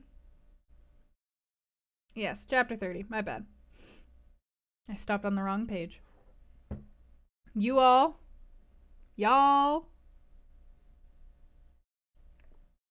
Cheers, Harvest. Y'all. Okay. The more I knew of the inmates of Moor House, the better I liked them. In a few days I had so far recovered my health that I could sit up all day, and walk out sometimes. I could join with Diana and Mary in all their occupations, converse with them as much as they wished, and aid them when and where they would allow me.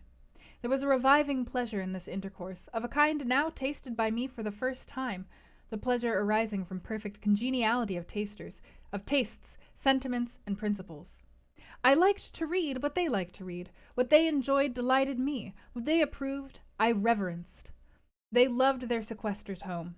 I, too, in the gray, small, antique structure with its low roof, its latticed casements, its mouldering walls, its avenue of aged firs, all grown aslant under the stress of mountain winds, its garden dark with yew and holly, and where no flowers but of the hardiest species would bloom, found a charm both potent and permanent.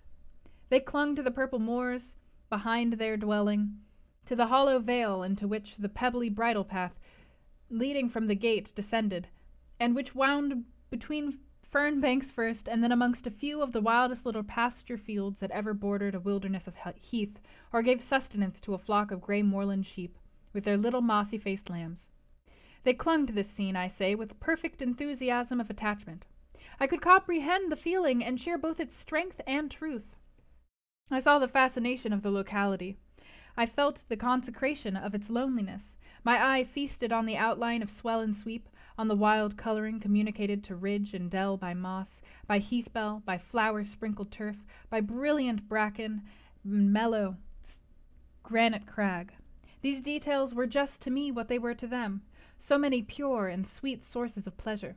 The strong blast and the soft breeze, the rough and the halcyon day, the hours of sunrise and sunset, the moonlight and the clouded night, developed for me in these regions the same attraction as for them, wound round my faculties the same spell that entranced theirs. Indoors we agreed equally well.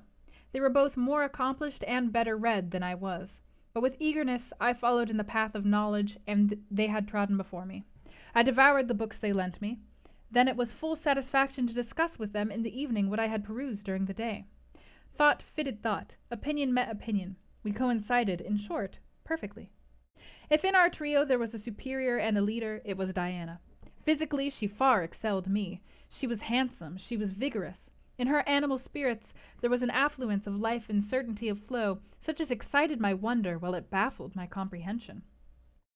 I could talk a while when the evening commenced, but the first gush of vivacity and fluency gone, I was fain to sit on a stool at Diana's feet, to rest my head upon her knee, and listen alternately to her and Mary, while they sounded thoroughly the topic on which I had but touched.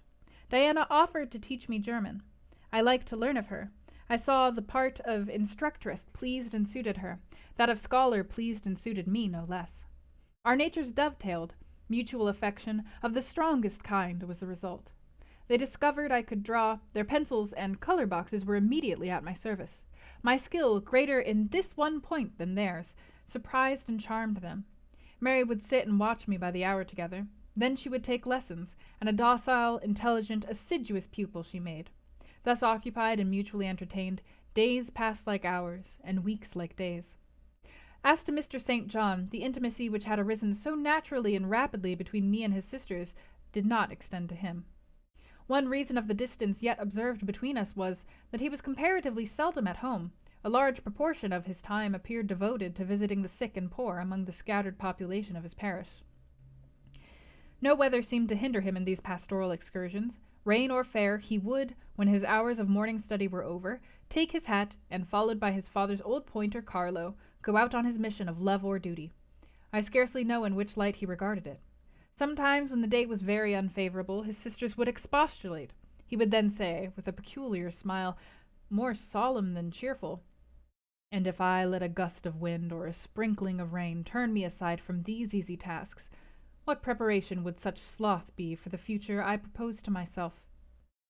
Diana and Mary's general answer to this question was a sigh, and some minutes of apparently mournful meditation. But besides his frequent absences, there was another barrier to friendship with him. He seemed of a reserved, an abstracted, and even of a brooding nature. Zealous in his ministerial labors, blameless in his life and habits, he yet did not appear to enjoy that mental serenity, that inward content which should be the reward of every sincere Christian and practical philanthropist. Often of an evening, when he sat at the window, his desk and papers before him, he would cease reading or writing, rest his chin on his hand, and deliver himself up to I know not what course of thought. But that it was perturbed and exciting might be seen in his frequent flash and changeful dilation of his eye. I think, moreover, that nature was not to him that treasury of delight it was to his sisters. He expressed once, and but once in my hearing, a strong sense of the rugged charm of the hills, and an inborn affection for the dark roof and hoary walls he called his home. There was more of gloom than pleasure in the tone and words in which the sentiment was manifested. And never did he seem to roam the moors for the sake of their soothing silence, never seek out or dwell upon the thousand peaceful delights they could yield. Incommunicative as he was, some time elapsed before I had an opportunity of gauging his mind. I first got an idea of its caliber when I heard him preach in his own church at Morton. I wish I could describe that sermon, but it is past my power. I cannot even render faithfully the effect it produced on me. It began calm, and, indeed, as far as delivery and pitch of voice went, it was calm to the end. An earnestly felt, yet strictly restrained zeal breathed soon in the distinct accents, and prompted the nervous language. This grew to force. Compressed, condensed, controlled. The heart was thrilled, the mind astonished by the power of the preacher. Neither were softened. Throughout there was a strange bitterness, an absence of consolatory gentleness. Stern allusions to Calvinistic doctrines, election, predestination, reprobation, were frequent, and each reference to these points sounded like a sentence pronounced for doom. When he had done, instead of feeling better, calmer, more enlightened by his discourse, I experienced an inexpressible sadness, for which it seemed to me, I know not whether equally so to others, that the eloquence to which I had been listening had sprung from a depth where lay turbid dregs of disappointment, where moved troubling impulses of insatiate yearnings and disquieting aspirations. I was sure St. John Rivers, pure-lived, conscientious, zealous as he was, had not yet found that peace of God which passeth all understanding. He had no more found it, I thought, than I had with my concealed and racking regrets for my broken idol and lost Elysium, regrets to which I have latterly avoided referring, but which possessed me and tyrannized over me ruthlessly. Meantime, a month was gone. Diana and Mary were soon to leave Moor House and return to the far different life and scene which awaited them as governesses in a large, fashionable, south of England city, where each held a situation in families by whose wealthy and haughty members they were regarded only as humble dependents, and who neither knew nor sought out their innate excellences, and appreciated only their acquired accomplishments as they appreciated the skill of their cook or the taste of their waiting woman. Mr. St. John had said nothing to me about the employment he had promised to obtain for me, yet it became urgent that I should have a vocation of some kind. One morning, being left alone with him a few minutes in the parlor, I ventured to approach the window recess, which his table, chair, and desk consecrated as a kind of study, and I was going to speak, though not very well knowing in what words to frame my inquiry, for it is at all times difficult to break the ice of reserve glassing over such natures as his, when he saved me the trouble by being the first to commence a dialogue. Looking up as I drew near, "You have a question to ask of me?" he said. "Yes. I wish to know whether you have heard of any service I can offer myself to undertake." "I found or devised something for you 3 weeks ago, but as you seemed both useful and happy here, as my sisters had evidently become attached to you, and your society gave them unusual pleasure, I deemed it inexpedient to break in on your mutual comfort till their approaching departure from Marsham should render yours necessary." "And they will go in 3 days now?" I said. "Yes, and when they go I shall return to the parsonage at Morton. Hannah will accompany me, and this old house will be shut up."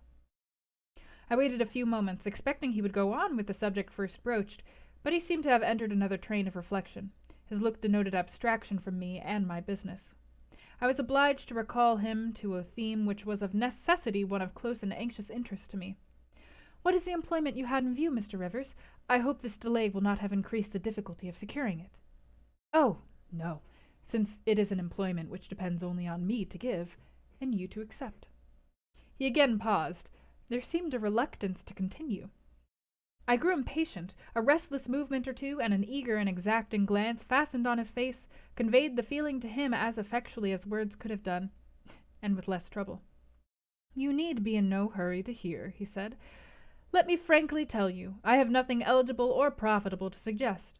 Before I explain, recall, if you please, my notice clearly given, that if I helped you, it must be as the blind man would help the lame. I am poor. For I find that when I have paid my father's debts, all the patrimony remaining to me will be this crumbling grange, the row of scathed firs behind, and the patch of moorish soil with the yew trees and holly bushes in front. I am obscure. Rivers is an old name, but of the 3 sole descendants of the race, 2 earn the dependent's crust among strangers, and the 3rd considers himself an alien from his native country, not for life, but in death. Yes, and deems and is bound to deem himself honored by the lot, and aspires but after the day when the cross of separation from fleshly ties shall be laid on his shoulders, and when the head of that church militant of whose humblest members he is one shall give the word, 'Rise, follow me.'" St. John said these words as he pronounced his sermons, with a quiet, deep voice, with an unflushed cheek, and a coruscating radiance of glance. He resumed, "And since I am myself poor and obscure, I can offer you but a service of poverty and obscurity. You may even think it degrading, for I see now your habits have been what the world calls refined. Your tastes lean to the ideal, and your society has at least been amongst the educated. But I consider that no service degrades which can better our race. I hold that the more arid and unreclaimed the soil where the Christian laborer's task of tillage is appointed him, the scantier the meed his toil brings, the higher the honor. His, under such circumstances, is the destiny of the pioneer, and the first pioneers of the gospel were the apostles. Their captain was Jesus, the Redeemer himself." "Well," I said, as he again paused, "proceed." He looked at me before he proceeded. Indeed, he seemed leisurely to read my face, as if its features and lines were characters on a page. The conclusions drawn from the scrutiny he partially expressed in his succeeding observations. "I believe you will accept the post I offer you," said he, "and hold it for a while, not permanently, though, any more than I could permanently keep the narrow and narrowing, the tranquil, hidden office of English country incumbent, for in your nature is an alloy as detrimental to repose as that in mine, though of a different kind." "Do explain," I urged when he halted once more. "I will, and you shall hear how poor the proposal is, how trivial, how cramping. I shall not stay long at Morton now that my father is dead and that I am my own master. I shall leave the place probably in the course of a 12-month, but while I do stay I will exert myself to the utmost for its improvement. Morton, when I came to it 2 years ago, had no school. The children of the poor were excluded from every hope of progress. I established one for boys. I mean now to open a second school for girls. I have hired a building for the purpose, with a cottage of 2 rooms attached to it for the mistress's house. Her salary will be £30 a year. Her house is already furnished, very simply but sufficiently, by the kindness of a lady, Miss Oliver, the only daughter of the sole rich man in my parish. Mr. Oliver, the proprietor of a needle factory and iron foundry in the valley. The same lady pays for the education and clothing of an orphan from the workhouse, on condition that she shall aid the mistress in such menial offices connected with her own house, and the school, as her occupation of teaching will prevent her having time to discharge in person. Will you be this mistress?" He put the question rather hurriedly. He seemed half to expect an indignant, or at least a disdainful rejection of the offer. Not knowing all my thoughts and feelings, though guessing some, he could not tell in what light the lot would appear to me. In truth, it was humble, but then it was sheltered, and I wanted a safe asylum. It was plodding, but then, compared with that of a governess in a rich house, it was independent, and the fear of servitude with strangers entered my soul like iron. It was not ignoble, not unworthy, not mentally degrading. I made my decision. "I thank you for the proposal, Mr. Rivers, and I accept it with all my heart." "But you comprehend me," he said. "It is a village school. Your scholars will be only poor girls, cottagers' children, at the best farmers' daughters. Knitting, sewing, reading, writing, ciphering will be all you will have to teach. What will you do with your accomplishments? What with the largest portion of your mind? Sentiments, tastes. Save them till they are wanted. They will keep. You know what you undertake, then? I do. He now smiled, and not a bitter or sad smile, but one well pleased and deeply gratified. And when will you commence the exercise of your function? I will go to my house tomorrow, and open the school, if you like, next week. Very well, so be it. He rose and walked through the room. Standing still, he again looked at me. He shook his head. What do you disapprove of, Mr. Rivers? I asked. You will not stay at Morton long. No, no. Why? What is your reason for saying so? I read it in your eye. It is not of that description which promises the maintenance of an even tenor in life. I am not ambitious. He started at the word ambitious. He repeated, No. What made you think of ambition? Who is ambitious? I know I am, but how did you find it out? I was speaking of myself. Well, if you are not ambitious, you are— He paused. What?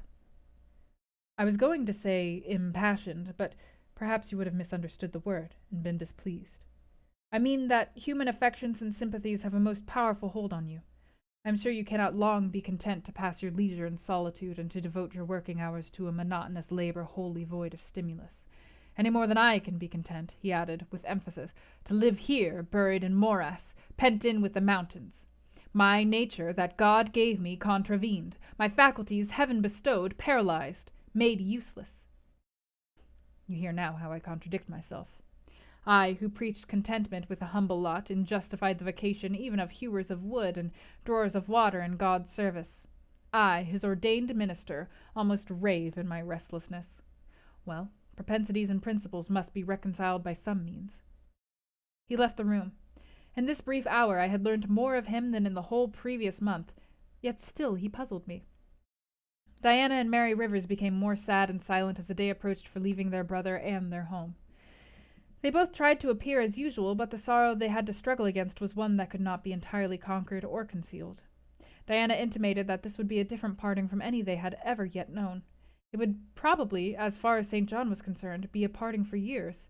It might be a parting for life. He will sacrifice all to his long-framed resolves, she said. Natural affection and feelings more potent still. St. John looks quiet, Jane, but he hides a fever in his vitals. You would think him gentle, yet in some things he is inexorable as death. And the worst of it is, my conscience will hardly permit me to dissuade him from his severe decision. Certainly I cannot for a moment blame him for it. It is right, noble, and Christian, yet it breaks my heart. And the tears gushed to her fine eyes. Mary bent her head low over her work. We are now without a father.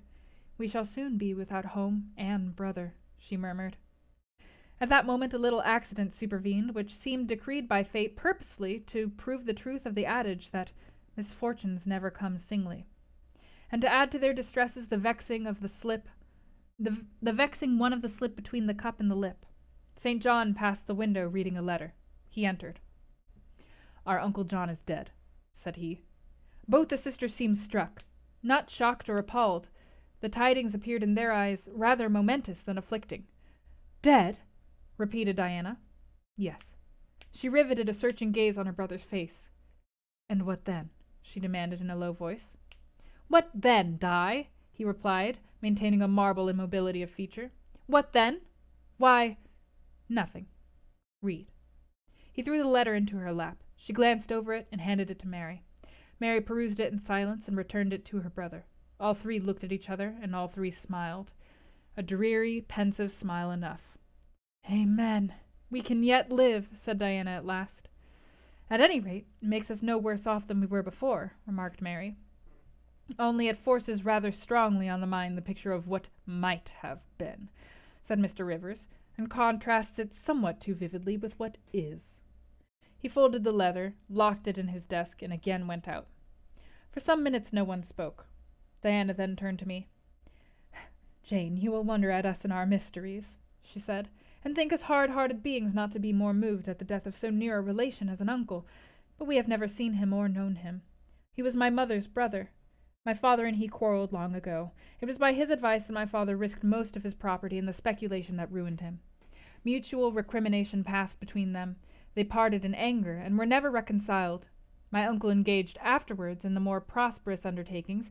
It appears he realized a fortune of £20,000. He was never married, and had no near kindred but ourselves, and one other person not more closely related than we. My father always cherished the idea that he would atone for his error by leaving his possessions to us. That letter informs us he has bequeathed every penny to the other relation, with the exception of 30 guineas, to be divided between St. John, Diana, and Mary Rivers, for the purchase of 3 mourning rings. He had a right, of course, to do as he pleased, and yet a momentary damp is cast on the spirits by the receipt of such news. Mary and I would have esteemed ourselves rich with £1,000 each, and to St. John such a sum would have been valuable for the good it would have enabled him to do. This explanation given, the subject was dropped, and no further reference made to it by either Mr. Rivers or his sisters. The next day I left Marsh End for Morton. The day after, Diana and Mary quitted it for distance B. In a week, Mr. Rivers and Hannah repaired to the parsonage, and so the old Grange was abandoned. And that was chapter 30. Jane has found herself with new employ. Thankfully.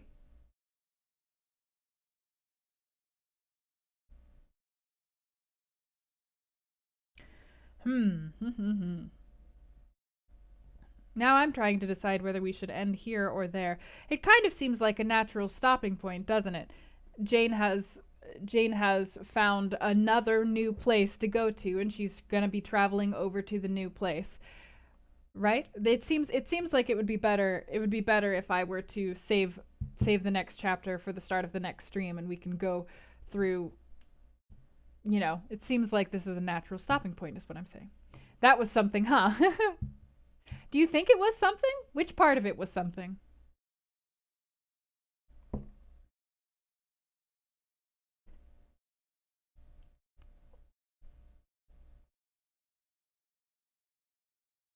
Save it? Trying to figure out if things will go as you think they will, or if something else will happen as we are nearing the end of the book. Interesting. How do you think things will go, Cece? Like, what exactly is your, thinking that things will happen? I know what you're trying to do there, Obi-Wan, and I'm not gonna fall for it. I'm not gonna fall for no spiders. I know. There's nothing here. The uncle's origins? Oh. Yeah, I guess I didn't even think about that. Yeah. That's fair. Who knows who these people know? You know?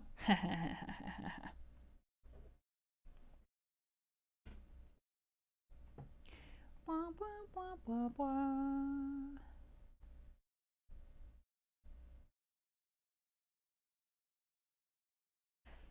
Yeah, I think I will save it. Which, hey, be proud of me right now. Look at me. Look at me not progressing onwards just because I can. Look at me knowing my limits and stopping at a good part in the story. Look, I'm doing great. Here, I'm going to go ahead and play some music while we discuss everything that's happened in this past chunk. Thank you. Listen, I need the praise. Clearly, I struggle on my own. I doth require praise.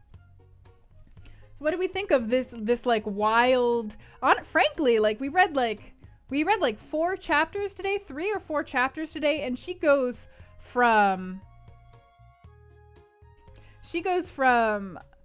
almost marrying Mr. Rochester, being at Thornfield Hall, to being across the country, nearly dying, winding up in a random house, and then finally finding an actual place to live and probably work, teaching poor kids an education, which is a very noble job that she has. But what a journey those chapter 27, 28, 29, and 30. Those 4 chapters took us on such a long journey. I'm 40% jerk. Oh, I don't believe that. I won't believe that until you prove it to me. But please don't try. Yeah, Jane's on quite a journey. This poor girl who is struggling so, who has had, like, what a life she has had. I know FTC and I think Harvest, you guys weren't here for the beginning of the book, but like she told her own story in the beginning of the book. She was an orphan, brought up as a dependent in the house of the Reeds. The Reeds were jerks to her. Supernatural things be happening and are continuing to happening even through these last few chapters. There was a ghost spirit that she saw in her dream trance that told her to get the hell out of Dodge, and so she did. And like, it's very interesting to me that this candle in the window she saw brought her to this place with these people who would save her, given that, like, as she said, she like took great pains to describe that the window was small and in the ground, and like she couldn't even actually see the light from where she was standing anymore, and it was covered by vines. It was so obscured that they just didn't even feel like they needed curtains, in fact. And like, these things that you could say are providence happening. You scanned the beginning of a synopsis just to get up to speed. If you're ever bored, you can always watch the VODs. They're finally up, going up on the archive channel, on the YouTube channel. You can watch the VODs on Twitch, but they're finally going to be up on YouTube. My bad for taking my time there. I'm so bad at putting up archives. Yeah. But they're going up now, so. 76% red. Looks like I'm gonna have to start thinking of books and taking suggestions for books. I'll do that in the Rune Chronicles chat in Discord because it's a lot easier for me to remember when I can see it in writing. We're watching the Animal Crossing one. Oops. Sorry, I don't mean to be messing up your sleep schedule so much. Oops. Yeah. There's like 12 VODs that are going up on the YouTube channel, and they'll all be up soon. Let me see here. There's peeps that I know that doth be distremin'. Oh, somebody I know is streaming. Oh, it's cute. Okay. Well, I know at the end of the stream, hey Space, we are winding down the stream right now. I think that I would like to raid Shane, because I've never raided Shane before. And he's also giving away a Switch, so I'm not sure if that's happening during this stream or not, but like, might as well get in there and, you know. The audio and video tend to desync on the longer videos. It is perfect timing, yeah. It is a YouTube thing. I don't know what to do to fix that. So, sorry that it is unfortunate. I'll have to Google around. I've heard people saying that before. They say that if it gets over like 6 hours or something, it starts desyncing. I don't know how long. I don't know when exactly it desyncs, but I should check. Because it might be because of how I export directly from Twitch instead of downloading it, because I have to pay for my internet bandwidth, and it costs a lot of money, and I don't want to download all the streams and then re-upload them and have my internet bandwidth be expensive, you know what I mean? But we're going to be winding down the stream, so would everybody like to share one good thing that happened to them today, or one good thing they're looking forward to tomorrow? My good thing is that I got some picture frames for... Todd gave me a piece of art as a birthday present, like last year, like a long time ago. He gave me this as a present, and I forgot. Well, I didn't forget. I was putting off framing it because frames are expensive. But I finally got a frame, and it's like really cute. It's like this Kiki, this wonderful Kiki drawing, and it looks very pretty and is very cute. I still gotta hang it up, but I like it a lot. So that's my good thing for the day. That I like this picture. Oh, hello, thank you, good timing. Your rock movement in Animal Crossing is working. You only had to cover the entire damn island in mannequins. Oh my god, 5 days to completion. That's a lot of work, Harvest. You've been talking about hanging things for 6 months. Hey, in my defense, I did hang things, okay? I did hang things. I just only hang stuff in the main area of the apartment and not in my actual room. I was like, guests see these areas, and I didn't like do anything for me. So now I'm doing it. A screenshot and spoiling. Let me check it.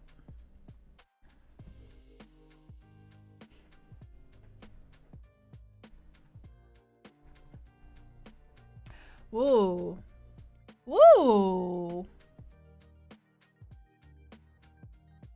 Oh, I see what you're saying. Dang, that must have been pretty hard to do.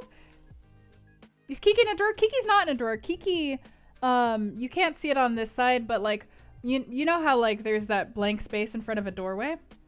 Kiki's not in a drawer. I hung Kiki up like a month after I moved in. Thank you very much. But yeah, Kiki is hanging over the entrance to my room. So not from in here, but if you're coming in from the hallway, Kiki's right over my door. You made your first level in Mario Maker. Not really that impressive, but you wanted to share. Hey, who knows? Your first thing is never gonna be all that impressive. The important thing is that you're moving on up and you're gonna become a famous, legendary Mario Maker. Maybe. You don't have to. As long as it's fun. As long as it's fun and you're having fun and you're bringing people fun.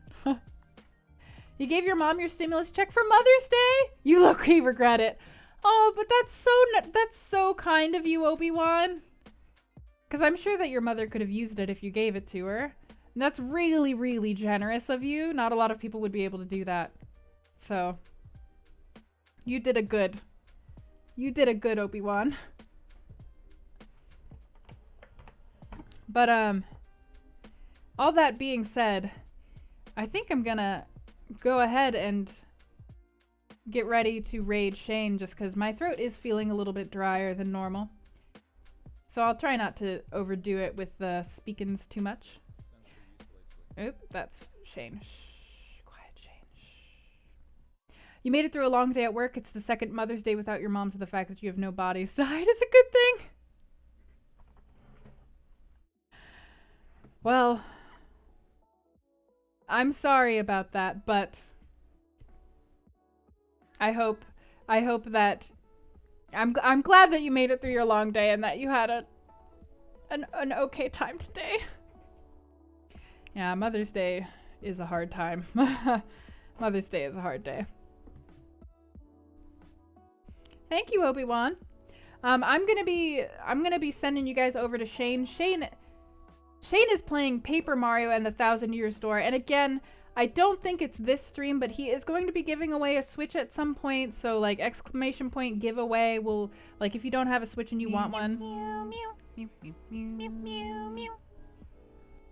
Hey, thank you for the 300 bits, Harvest, letting Pumpkin prance for the accent. I was like gonna do it. I was like, for the accent, but I like don't freaking remember how I did. I can only do it when I'm staring at the paper. I'm sorry, I'm so bad at it. What emote should we... Please, no. What emote should we spam for Shane? Oh,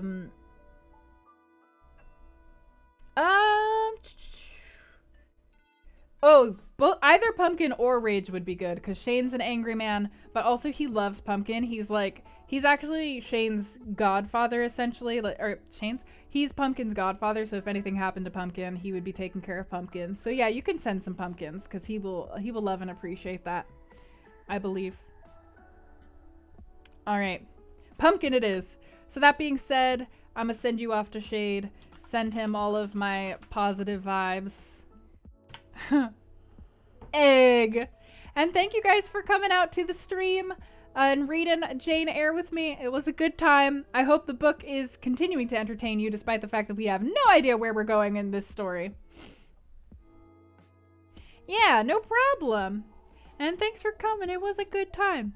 Okay, I'm going to stop talking and we're going to go ahead and raid Shane. So, raiding in 5, 4, 3, 2, 1. Get those raid fingers ready! Do, do, do, do, do.